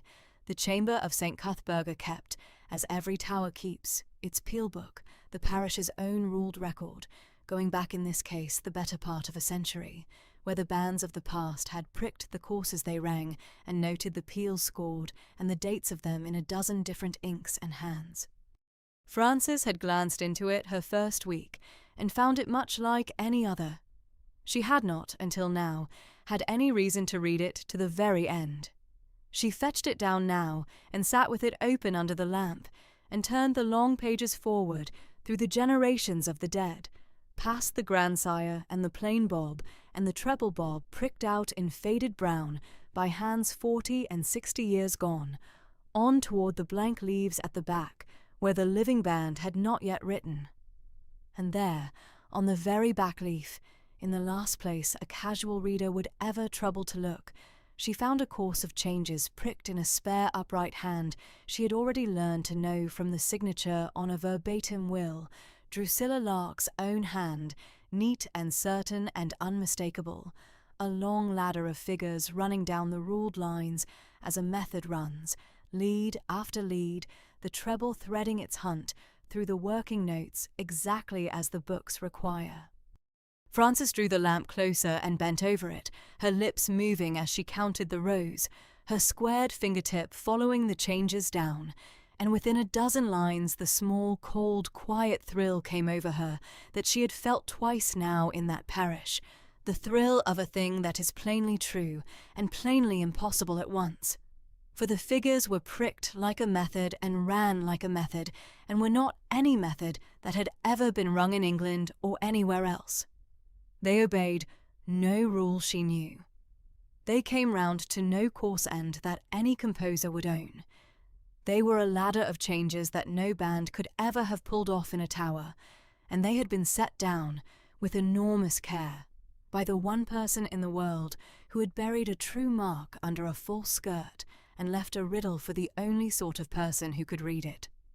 Frances sat very still under the lamp, with the rain on the glass, looking at her great-aunt's pricked changes that were not a peel at all, and knew, with the certainty of 15 years counting, that she was looking not at music, but at directions, and that they were addressed, across an estrangement and a death, to her. For 3 evenings Frances sat with the parish peel book open at its back leaf, and could make nothing of the lines but a wrongness, and it was the wrongness that kept her at it. The earlier pages were a clean record of the parish's ringing in a succession of hands, ending in the old tower captains before Mr. Burridge's. But the last leaf was different. Someone had pricked a course of changes there, in a fine close hand she'd been slow to recognise and then could not mistake, for it was the same upright hand that had written the will read in Mr. Heddle's Gloucester chambers. It was Drusilla Lark's, and the changes were not a method.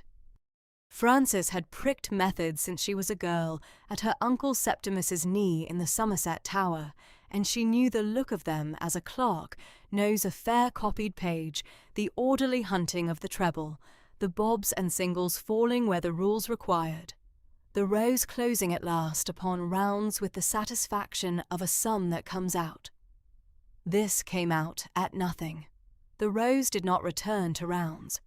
The 8 crossed and recrossed in a pattern that obeyed no rule of grandsire or Stedman or the treble bob, and yet it was not the scrawl of an ignorant hand, for the pricking was precise, ruled to the eighth of an inch, the work of a woman who knew exactly the shape of what she set down.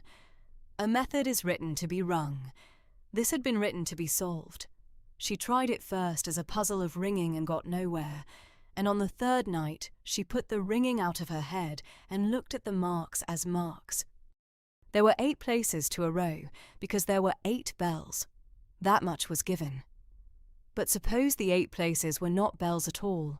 Suppose they were 8 somethings else, and the changes were not telling her how to ring them, but where to find them, the great-aunt having borrowed the only grammar she and her chosen reader would both possess, and bent it to carry a meaning the way a woman with no cipher of her own hides a thing in a hymn. Frances drew a clean sheet toward her, and Miss Tabitha Croft, who had been reading by the fire in her dark grey print cotton, came and stood at her shoulder without a word. Frances numbered the 8 places along the top of the sheet.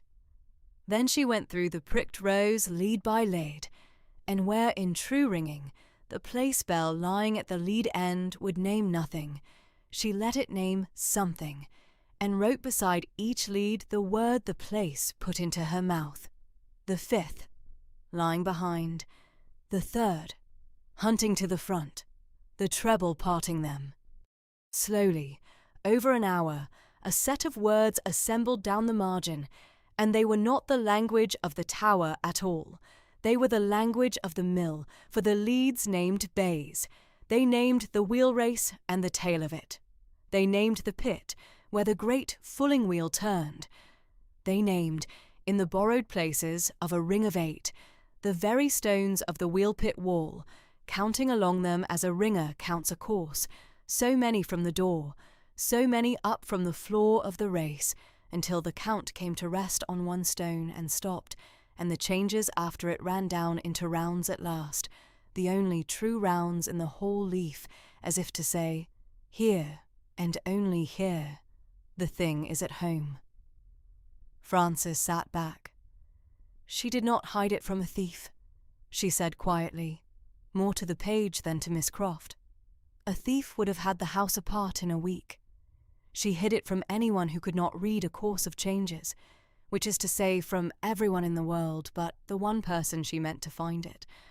She has written me a direction, Tabitha, in the only hand she trusted nobody else alive could read. And it ends under the mill. They went down to the wheel pit the next morning, in the dark, ungenial light of an August that had never once felt like summer, with Mr. Locke carrying a horn lantern and a short iron bar, and Maud Locke at his heel, because she could not be made to stay behind, and because Frances, after a moment, had judged it right that she should not be. Frances had asked that the sluice be kept shut and the great wheel still, and without its turning the building had a held-breath strangeness, the race below run down to a trickle, the green light moving on the underside of the floor beams. They went down the worn stone stair, and the cold came up river cold and stony to meet them, with the smell of wet lime and old grease, and the faint sourness of the fulled wool that 40 years of working had soaked into the mortar. Mr. Locke set the lantern on a ledge and held it steady, his weather-browned square face, under the brown frieze coat, showing only the patience of a man who had decided weeks ago that his new mistress was not one to send him on fool's errands. Frances took out her sheet. She set her back to the door of the race and counted along the courses of the wall as the changes had counted, her squared fingertips going from stone to stone, her lips moving in the old habit of one who reckons in rhythm, and where the count came to its rest, she stopped and laid her flat hand on a single block of honey-grey ashlar, no different to the eye from its fellows, 2 courses up from the floor, green-skinned with damp. "This one," she said. "It will be set in lime that is younger than the wall." Mr. Locke crouched and ran his thumb along the joint, and grunted. "Aye, so it is. Mortar's been picked out and laid again, and not so long since as 40 year neither. Stand you back from the wet, mistress. He set the bar to the joint, and worked it with the leaning weight of a man who has shifted stone all his life, and the block grated and gave and came out heavier than it looked, and behind it was not the solid heart of the wall, but a dry chamber scarcely bigger than a bread oven, lined with slate, so the river should not weep through, and dry within as the inside of an old loaf. The great-aunt had built it to keep. Mr. Locke held the lantern to the opening. Maud, forgetting herself, pressed in under her father's arm to see, and her freckled face went round with the solemnity of a child who knows she is present at something. In the slate hollow stood an iron strong-box, square and black, and beaded with no rust at all in that sheltered air. Its hasp shut on a lock, and beside it, on a bed of folded baize gone grey, lay a shape Frances knew before her mind had named it, the broken crown of a bell, the cannons and the headstock loop of cast bronze, and the curved shoulder below, jaggedly ended where the metal had cracked clean across, the old true fifth that had sung the parish its even song for an age and then split one frost and been carried down into the dark, while a lie was hung up in the tower in its place. They brought it all into the light. Frances would not have the strong-box forced in the pit, but had it carried whole up to the south parlour, where the fire was lit, and Mrs. Tetlow stood waiting with the iron-grey hair under her linen cap and her chatelaine of keys, and Mr. Penhaligon had been sent for across the churchyard, and Mr. Heddle, who had stayed 3 days in Chipping Ashbury against just such a need, came out by the gig within the hour, his client's ledger under his arm and his attentive grey eyes going at once to the black box on the table. The key Frances found where the great-aunt's tidiness would have put it and nowhere else, fastened with waxed thread to the inside backboard of the peel-book, flat against the very leaf that had named the wall, so that book and box were one direction and one key, and neither would serve a soul without the other. The lock turned sweet. Frances raised the lid, and what lay folded within was not treasure of the common sort, but the better treasure of proof. The marriage lines of the Larks, parchment after parchment in their faded ink, the true deed of the estate, with its seals entire, that no Quennington settlement could stand against now that it lay in honest daylight, the founder's bill of 40 years gone for the casting of a bell, and beneath all, wrapped in clean linen and sealed with a wafer of green wax, pressed with the print of a thimble for want of a signet, a letter. The cover was written in the upright hand they all now knew, and the direction upon it stopped the room. It did not say to my heir, nor to whom it may concern. It said, to the great niece who will be a ringer, for none but a ringer will find this. Frances did not open it at once. She stood with it in her squared fingers and felt the whole warm room go still about her. And then she broke the green wax and read it through to herself first, because she did not yet know what it would ask of her, and her level face changed by very little, only a slow softening about the mouth and a brightness she did not let fall. And then, because they had earned it by their labour and their faith, she read it aloud. The great-aunt's voice came up out of the page, plain and dry and kind. She wrote that she would be long dead before these words were read, and counted on it, for there were things easier set down for a stranger's eyes than spoken to a living face. She wrote that the 5th bell, hung in St. Cuthberga's tower, was a lie of her own making, and confessed it without excuse, that the true 5th had cracked, and that she, ashamed to send a flawed ring chiming over the parish, had had a cheap travelling founder cast a new one, and that it had come back false in its tone, and that rather than own the second failure on top of the first, she had let it be hung and skinned over its founder's mark and its true date with a fresh skirt of metal and a lying inscription, and so committed, she said, the one dishonesty of her life, a dishonesty in bronze that had reproached her every Sunday for 40 years, until she was glad, at the last, to think of a ringer coming who would hear the falseness in a single peal and take the lie down. But that was not the heart. The cracked true fifth, she wrote, carried on its waist the founder's inscription that named the man whose money had built the house and the line of the larks who came after him. And that line was not the line the world supposed.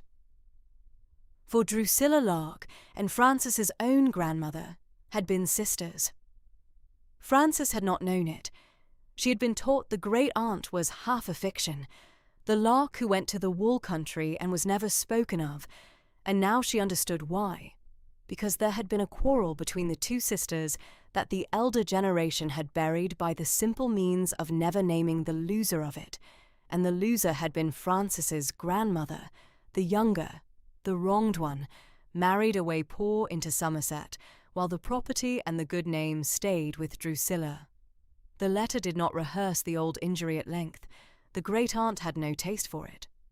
She wrote only that her sister had been used unjustly in the matter of the inheritance, that she had known it her whole life and lacked the courage to mend it while her sister lived, and that she had spent her widowhood and her childlessness setting it right the one way left to her. By gathering the proofs of the true succession into this box and leaving the estate not to the grasping Quennington cousins of her husband's side, who would have it for money, but back across the estrangement to her own wronged sister's blood, and she had not chosen blindly. She wrote, and here Francis's voice came near to failing, and she steadied it the way she steadied a stroke, by breathing into the rhythm of the line that she had read, 2 winters since, in a Bath paper that came to her by chance with a parcel of seed, a small notice of a seminary's music, and in it the name of a Miss Glanville, niece to the late Reverend Septimus Glanville of Somerset, who was reported to ring change upon the seminary's chamber bells with a skill remarkable in a woman. And she had sat with that paper a long evening by the fire, and known that the thing was finished, that her sister's granddaughter had grown up to be the one creature in England who could be trusted with the secret, because she was the one creature in England who could find it. I do not leave Larkmoor to a stranger. The letter ended. I leave it to the only kind of woman who could deserve it. And she has turned out to be my own. Ring the 8 true when you have made them true, and think of 2 sisters who were not, in the end, divided. Francis laid the letter down upon the green baize beside the broken crown, and for a moment no one in the room spoke. The fire shifted. Beyond the window the August dark came down early over the uplands, and the river ran on past the silent mill, and the broken fifth lay with its founder's name turned up to the candlelight, naming a line that ran, it seemed now, straight down into the level grey eyes that bent above it. She had come into this house believing herself the accident of a dead woman's whim, named in a will for reasons no one could supply, a music mistress who had owned nothing and expected nothing. She understood now that she had earned it before she ever heard the name Larkmoor, and earned it precisely by being what every drawing-room of her life had thought a spinster's harmless oddity, by pulling a rope for 15 years, by keeping a private peel book of methods and founder's marks, by being the woman who could tell from 8 notes alone which foundry cast a ring, and in what year, and would not be hurried over a single one of them. The great-aunt had not reached across 40 years, and a buried quarrel to give a stranger a house. She had reached across them to bring a wronged sister's granddaughter home, and had left the door fastened with the one lock that granddaughter alone could open. Frances put out her squared fingers and touched the cold bronze, and did not weep, for she did not weep. But she stood a while with her hand on the broken metal as upon a shoulder, and let the thing settle into her that she had not been chosen at random, nor for her need, but for her art, which was to say for the truest part of herself. There was a portrait, Mrs. Tetlow said, when the box had been gone through and the deeds given into Mr. Heddle's keeping. There had always been a portrait, put away in the mill-house loft these many years, with its face to the wall, because the old mistress could not abide to look at it, and the housekeeper had never liked to ask why. They brought it down the following week, and Frances had it cleaned of its grime in Chipping Ashbury, and brought back in its plain dark frame. And on the morning it came, she had it hung above the chimney-piece in the south parlour, where the light from the long window would fall on it of an afternoon. It showed a spare, upright old woman in half-mourning, silver hair under a lace lappet, the level lark brow and the level lark gaze that Frances met now every time she crossed the room, and into the painted hand the artist, on her own instructions surely, had set not a flower, nor a book, nor a little dog, but the striped woollen Sally of a bell-rope, gripped as a ringer grips it, low and sure. Frances stood under it a long moment when it was hung, with Maud at her side gazing up, and Mrs. Tetlow and Tabitha in the doorway. "She is very like you, mistress," Maud said, in the frank way of a child of 9, about the eyes. And Frances said that she believed she was, and that they would do well, the two of them, to live up to her.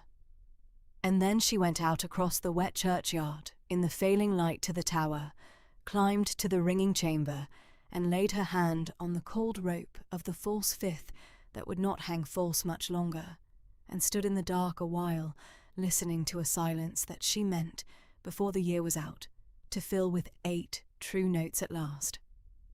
The portrait had hung above the south parlour mantel a fortnight, cleaned of 40 years of mill-damp and smoke, before Frances learned that the man who came to her gate in the clearing October had heard her ring long before he ever meant to call. Drusilla Lark looked down from the wall in good light at last, a spare, upright old woman with silver hair under a lace lappet and a rope's Sally painted into the curl of her hand, and Frances had taken to standing under her of an evening while Tabitha read, because the painted hand on the Sally was so plainly the hand of someone who had pulled a rope for 50 years and known what she was about. The weather had begun, by the middle of the month, to do what it had refused all that ungenial summer. The low grey lid that had pressed on the wool country since April lifted off the edge and did not come back. The uplands went gold and russet under a high-washed sky, and the River Mickle dropped and cleared until the wheel turned against a bed of bright gravel. It was on the first truly bright Tuesday of that turn that a plain, dark travelling chariot, no crest on its panel, and a single armband of black at the coachman's sleeve, came up the Larkmoor sweep at the unhurried pace of a man who has not come to surprise anybody. Mrs. Tetlow brought the card herself. Frances read the engraved line, Crispin, 4th Duke of Roper, and found the name did not startle her so much as it ought.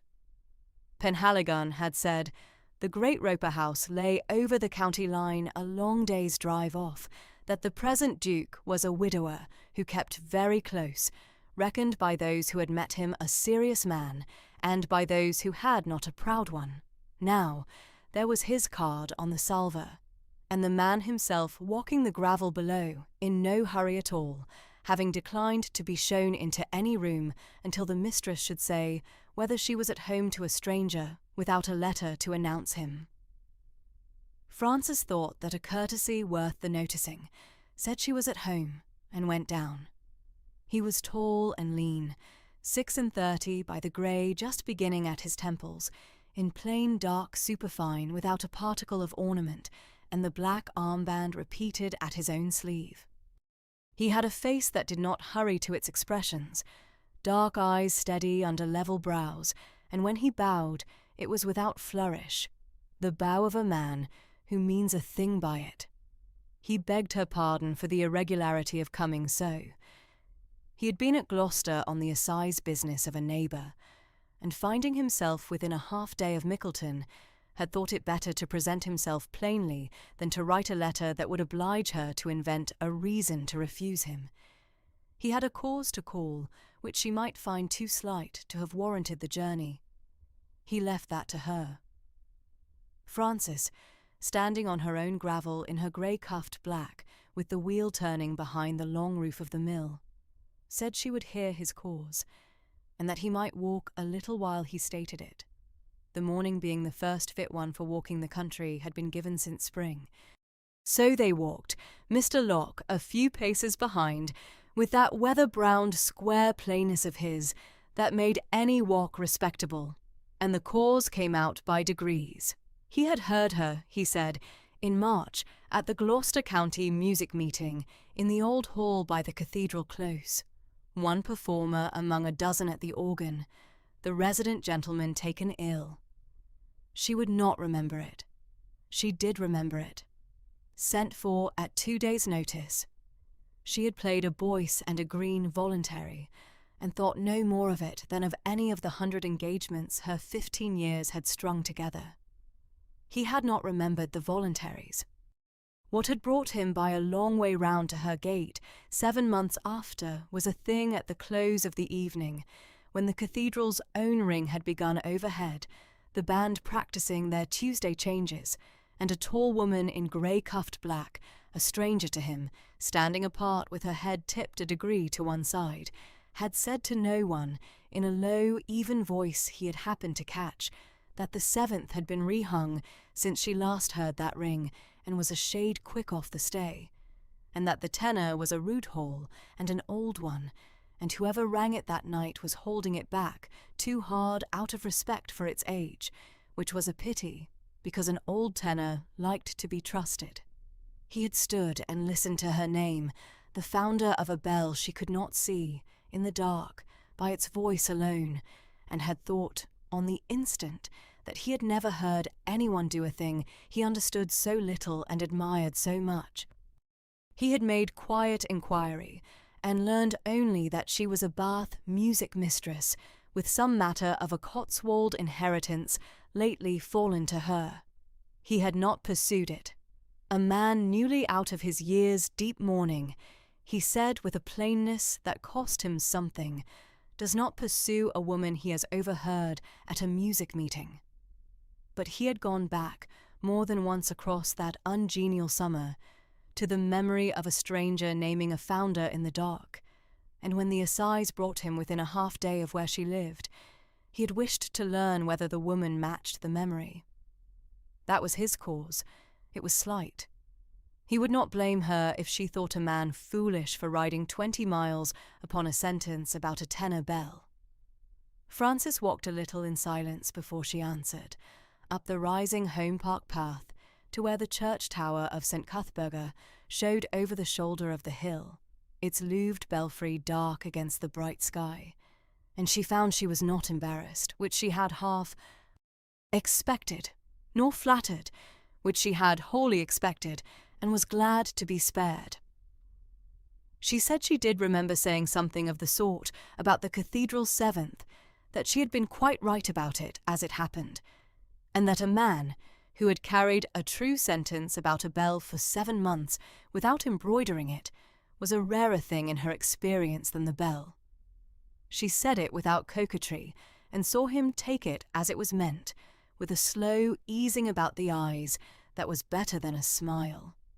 They turned at the Lich Gate and came down talking, by then, not of music meetings but of the estate, the 61 acres of sheep-walk, the mill that fulled the parish wool, the quarter-day audit Mr. Heddle was to come from Gloucester to oversee, and the Duke, who had a great estate of his own, asked the questions a man asks who means to be answered truly and not soothed, and made 1 or 2 observations about the home farm leases that Mr. Locke, behind them, plainly thought well of. He stayed to dinner, pressed by nobody and going of his own accord at the unfashionable country hour. And after, when the candles were lit, and Tabitha had taken up the book and laid it down again, seeing how things sat, Frances did the thing she would not have done for any guest she did not already, in some unexamined corner, trust. She asked whether he would care to come up to the tower, because she meant to ring a little before bed, only a touch, a few hundred changes with Burridge to stand the tenor. He said he would come, and they went out across the darkening churchyard with a lantern, Mr. Burrage, broad and grey-bearded in his leather apron, unlocking the ringing chamber door, Locke and Maud Locke coming behind, because Maud now came to every ring she was let, her flax fair plaits flying and her freckled face fierce with the importance of it. The ringing chamber was a square, lime-washed room at the tower's foot, the 8 ropes coming down through the boss of the ceiling in a great loose circle, each falling to its red and white wool, Sally at the height of a ringer's hands, a board of painted peels on the wall that Francis had had Penhaligon hang straight again. Now there was no false board among them to be ashamed of. The Duke took the bench against the cold north wall where Burrage waved him, out of the sweep of the ropes, and sat with his dark head a little forward, and said nothing. Francis took the second. Burrage the great tenor that came round last and slow.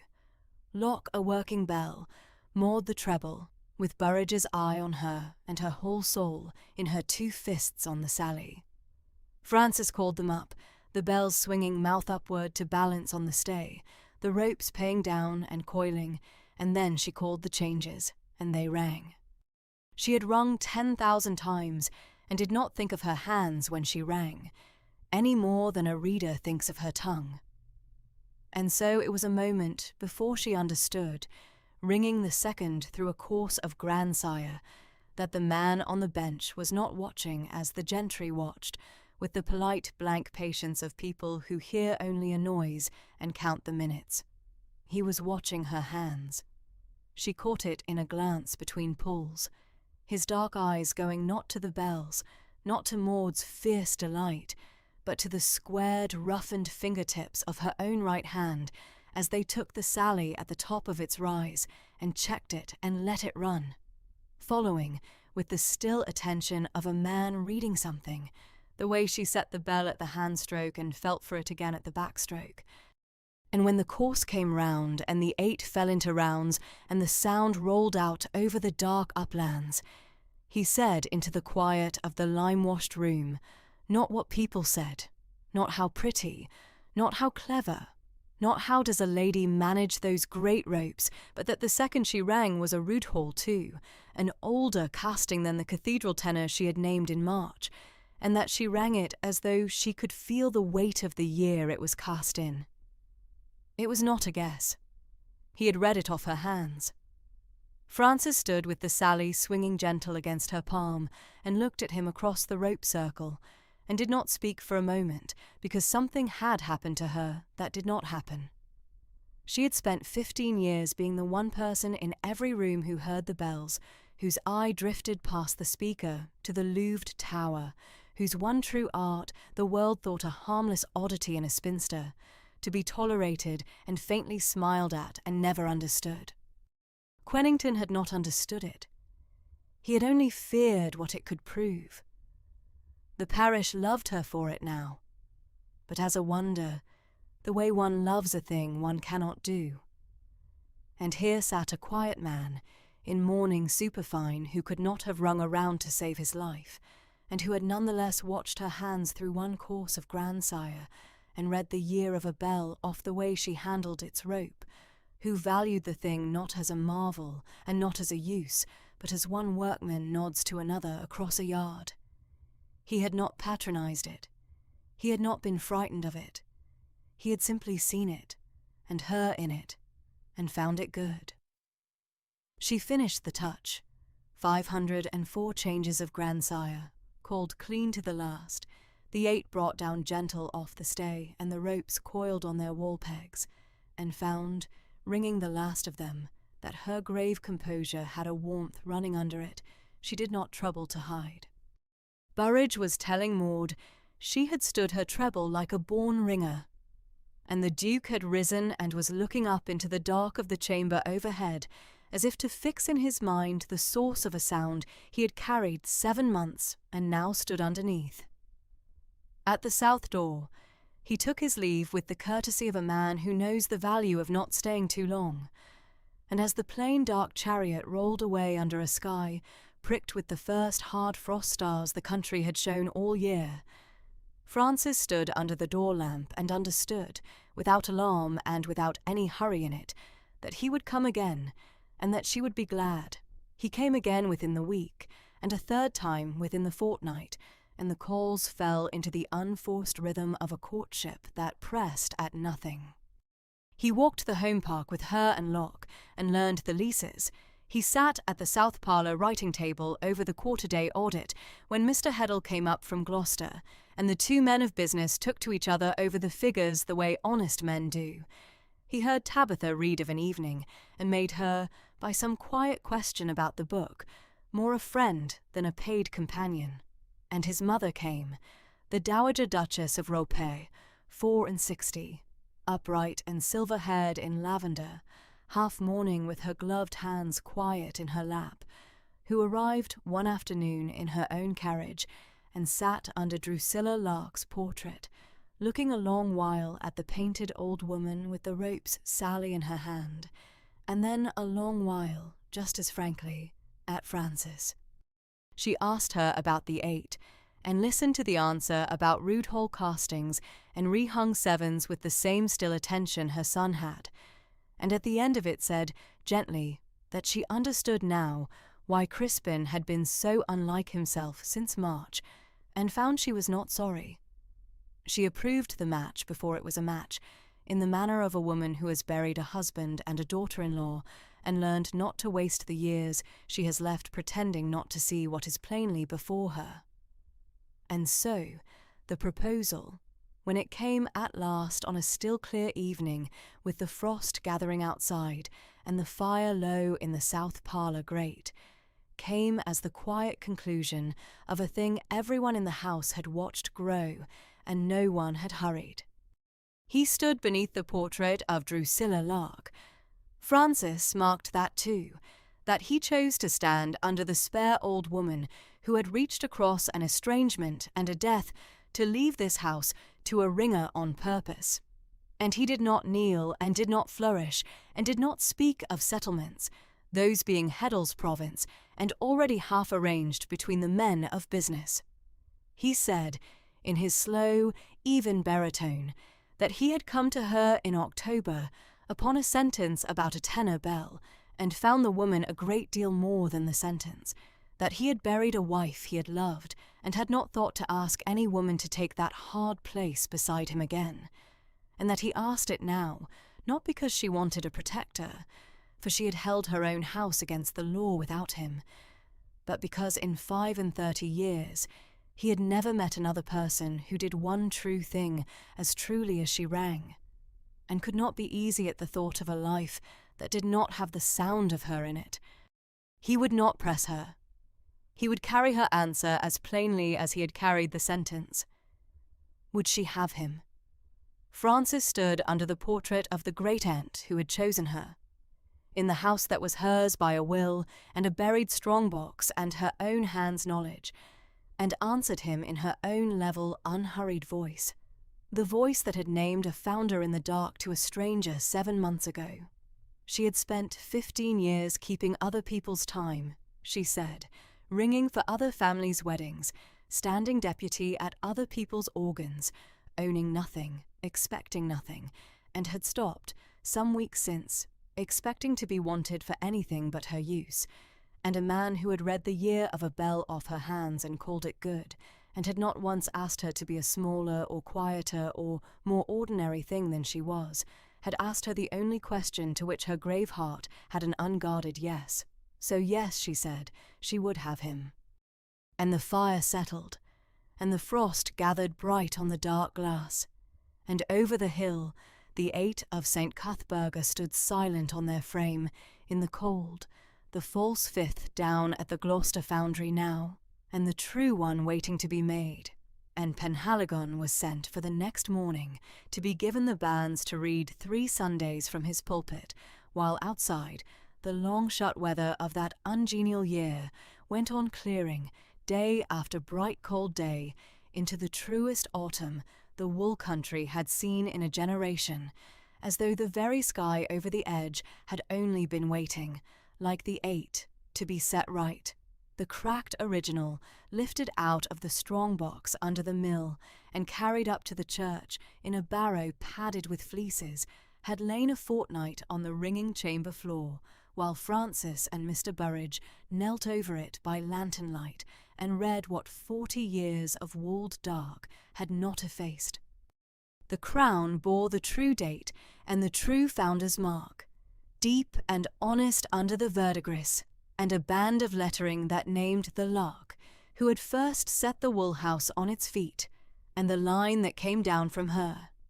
And it was flawed only in the one place that mattered, the long hair crack running up from the sound bow that had silenced it in the first place and would silence it still. A bell cracked through cannot be mended by any art. It can only be broken up and cast again. The old metal gathered back into the furnace with a little new tin added against the loss, so that the next is in a true sense the same one carried over. Frances had known this before she lifted the crown, and had made her decision before she came down the mill stair, and Mr. Heddle, when she put it to him in the south parlour with the marriage lines and the true deed spread on the table between them, had pushed his gold-rimmed spectacles up his nose, and said only that it was a great charge to lay upon an estate so newly come to her, and that he could not, as a man of business, advise it, and that as a man, he hoped she would do it notwithstanding. So the broken fifth went to Gloucester in the same fleece-lined barrow that had brought it up, and behind it went Frances herself in the hired chaise, because she did not mean to send 40 years of her great-aunt's silence to the foundry and trust to a carrier's word for what came back. The foundry stood by the river below the cathedral close, an old brick range black with the breath of its own furnaces, and the man who kept it was grandson to the very founder whose mark the false board had stolen. And he received her with the wary courtesy of a tradesman who had heard, as half the trade had heard by now, of the painted board and the dead man's name forged along its border, and was not sorry to have the lady who had broken it standing in his casting shop. She had brought her peel book, and she opened it on his bench among the patterns and the loam, and showed him the founder's mark she had pricked out of it over the years, his grandfather's among them, and the man's wariness went out of him by degrees as a craftsman's will when he finds the customer knows the thing as well as he does. He weighed the cracked crown, and reckoned the loss, and named the tin he would add, and let her stand by while the loam mould was struck up about the pattern, and baked hard and set down in the casting pit. And when the day came that the metal was run, white and roaring out of the furnace, into the runner, and down into the buried mould, with a sound like a long indrawn breath, Frances stood back against the black wall with her hands folded and her grey eyes steady, and did not flinch from the heat or the glare, and the founder, glancing at her once, told his men afterward that he had cast for 40 bishops and never had one of them watch the run as if it were a christening. They let it cool the slow days it must cool, and broke the mould away, and there in the pit lay the new fifth, dull and grey, with its skin of burnt loam, and when they had cleaned it and swung it from the crane, and the founder struck it once with the wooden mallet to hear it speak, the note came up clear and round and went on singing in the rafters of the shop a long while after the blow, and Frances closed her eyes and listened to the founder's name come home in the tone where the false one had never let a true name sound. She brought it back over the wold in October, in the clear, bright weather that had at last come down upon the wool country after the long, ungenial summer, the hedges turning and the stubble pale gold under a sky that had forgotten how to lower, and Mr. Burrage and his men took it up into the tower on the old block, and tackle and hung it in the frame, in the place the false one had stood, and trued it on its gudgeons, and set the wheel and the stay, and a new Sally, bright red and white, against the grime of the old rope. For a fortnight after, the 8 were rung only in rounds and the simplest of call changes, while the band got the hang of the new weight, and Frances stood among them in the chamber, feeling it under her own hand on the rope, the pull true, and even where the false fifth had always come up a hair dead, a hair sullen, the one rope in 8 that had fought her. Now it answered. Now, when she stood the ring up and pulled off, and the round came down the scale from treble to tenor, the fifth fell into its place between its sisters as if it had never been gone, and the old men of the parish, who had carried the wrongness of that note in their ears for 40 years without ever putting a name to it, came out of their cottages along the green to stand and hear, and could not have told a stranger what was different, only that the 8 of St. Cuthberga, which had been a thing they were used to, had become a thing they stopped to listen to. Mr. Penhaligon, who kept the faculty record and had produced it to such effect against the forged board, came down from the church one evening with his gold-rimmed spectacles misted and said, in his quiet intellectual way, that he had read of the acoustics of founded metal and never once expected to feel a corrected interval in his own breastbone, and that he begged her pardon. He had not the vocabulary for it after all. Frances taught the band through that fortnight as her late uncle, the Reverend Septimus Glanville, had taught her in his own Somerset Tower 30 years before, without hurry, without reproach, telling a man to feel for the balance at the top of the stroke rather than to haul, telling Maud to let the rope come and not to snatch at it. And Mr. Locke, standing below at the foot of the stair of an evening with his hat in his hands, listened to his daughter's treble find its place above the 7 heavier ropes, and said to no one in particular that he had never thought to hear a lock ring in a tower, and that his Maud handled a bell better at 9 than he should have managed at 50, and was glad his wife, gone these 4 years, was not by to see it, for she would have wept and spoiled the sound. On the last Tuesday of October, in weather so fine and still that the smoke from the village chimneys went straight up, Frances rang the first true peal Larkmore had heard in 40 years. She rang it herself, in the chamber she had walled and unwalled and made honest, with Mr. Burridge standing the tenor behind her, broad and grey-bearded in his leather apron, quietly weeping, which no one remarked because everyone was. And on the treble, light and quick, her plaits flax fair and her freckled face fierce with concentration, stood Maud Locke, 9 years old, who had learned her handling at Frances's elbow through the dark August and could now ring her rounds and a course of plain bob without being told her place. They rang a peal of grandsire triples, 5,040 changes, the method Frances had been pricking in her peal book on the very day the will was read aloud in Mr. Heddle's Gloucester chambers, and it took the better part of 3 hours, the 8 of them roped in a circle in the close warm chamber, while the autumn light moved across the dusty floor, no one speaking but the conductor's calls, the changes turning and returning, the bobs and singles falling where they must, the whole long mathematical music of it holding without a trip from the first pull-off to the last whole pull and stand. When the tenor came home and Mr. Burridge called the final stand and the 8 rose and fell silent together, the hush in the chamber was its own kind of sound. Frances let go her Sally and stood with her squared, roughened fingertips open at her sides, the squared fingertips of a woman who had pulled a rope for 15 years and never owned the bells she pulled, and below in the church and out along the green, the whole parish had gathered to hear the thing rung true at last, and Mr. Penhaligon had the church door standing open to let it out across the uplands, and they said in Chipping Ashbury, 8 miles off, where the still air carried it, that Larkmore had got its voice back. They were married 3 weeks after, on a Thursday in mid-November, at St. Cuthberga under the ring she had made honest, and there was no theatre in it, which was as she wished.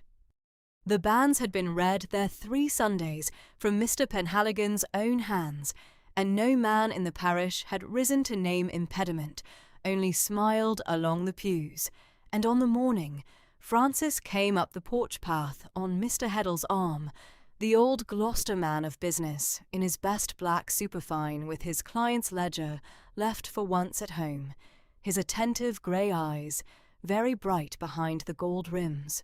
She wore not the grey-cuffed black bombazine of her half-mourning, which had hung in the press these many months, but a gown of soft dove silk Mrs. Tetlow had bullied her into ordering from Gloucester, and her dark brown hair was dressed under a cap of fine lace that had been Drusilla Lark's own, and she carried no flowers but a sprig of rosemary out of the walled physic garden for remembrance, which she thought the old woman who had chosen her across an estrangement and a grave would have understood.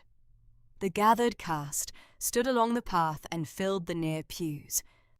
Mrs. Tetlow, in her best bombazine with the chatelaine of keys, silenced for the day, her iron grey head bowed beneath its linen cap and her eyes streaming. Mr. Locke, square and weather-browned in a brown frieze coat, got new for the occasion, plain-spoken even in his silence. Tabitha Croft, who had read aloud through every long evening of that strange cold year, holding Maud Locke by the hand and quite unable to keep from grinning. Mr. Burridge, who had rung in the band and now stood scrubbed and uncomfortable in the second pew. And among them, upright and silver-haired in lavender half-mourning, her gloved hands quiet in her lap, and a gentleness on her sharp old face, sat the Dowager Duchess of Roper, who had called twice now at Larkmoor and approved what she found there and told her son so. Crispin, the fourth Duke of Roper, waited at the altar rail in plain dark superfine with the black armband he had worn for his first wife still upon his sleeve, for he had said he would not put off one grief to take up a joy, and Francis loved him the better for it. Tall and lean, his dark hair greying at the temple, his quiet baritone slow and sure through the responses. He did not look at her as a man looks at a prize he has won. He looked at her as a man looks at a thing he has had the patience to let remain itself. And when Mr. Penhaligon joined their hands and the old words were said, the band slipped up into the chamber and rang them out of the church on the true 8, the 5th singing clear among its sisters over the bright stubble and the turning hedges and the honey-grey gables of Larkmoor below. The coda settled over the estate the next spring, in the soft green April of 1817, a year and the turn of the seasons from the cold wet morning the will had first been read. The bad year was wholly over. The wool country had come back into its proper weather. The lambs were out upon the upland sheep-walk above the little river Mickle. The home farm under Mr. Locke's hand was sound, and the walled physic garden, dug over and replanted through the lengthening days, showed its first green ranks of the Simple's Drusilla Lark had once grown there. The rue and the rosemary, the comfrey and the chamomile, and the gillyflowers along the south wall warming to the sun. In the south parlour, cleaned of 40 years of lumber-room grime and hung above the chimney-piece, where the light from the long window fell on it of an afternoon, the portrait of Drusilla Lark looked down on the room she had given away on purpose. A spare, upright old woman, silver hair under a lace lappet, a bell-rope Sally painted into her hand, as if she had wished even her likeness to declare what she was and what she had hoped her great-niece would prove. Tabitha read aloud beneath it of an evening still, the south parlour fire settling as the light went. Maud Locke came up from the home farm to be taught her changes at the rope's end, and the iron strong-box of the true line stood emptied and put to honest use as a deed-box now, its long secret told and done with. The Lark marriage lines and the true deed were lodged safe with Mr. Heddle in Gloucester, the false board burnt, the claim that Aldous Quennington had carried out of the county on his own flight, long since dead in law as it had always been dead in fact. And on a still bright morning, that April Frances Glanville, Frances, Duchess of Roper now, though the parish would always think of her first as the mistress of Larkmoor, who had got the 8 to ring true, went down across the mill yard in the new sun to the place where it had all been hidden, and knelt at the mossy coping of the wheel pit, with one squared, roughened fingertip laid against the cold ashlar. Mrs. Tetlow, a single pace behind her at her left, with the keys quiet at her waist, and looked from the great slow fulling wheel, turning in its race, to the church tower above the village with its louved belfry, where the honest ring hung silent and ready in the frame. Behind her, in the south parlour, the painted founder of the line kept her watch. Before her, the wheel turned and the water ran, as it had run for the great-aunt, and would run for whoever Frances, in her turn, should one day choose to leave it to. And over the wold, when the band went up of a Sunday and pulled off, and the changes came turning down from the treble to the tenor with the new 5th true in its place at last, the 8 of St. Cuthberga went out clear across 3 counties, the estate hers and well kept, and her own to the door key, in the Gloucestershire fashion her own people, unknown to her and unknowing of her, had kept all their days.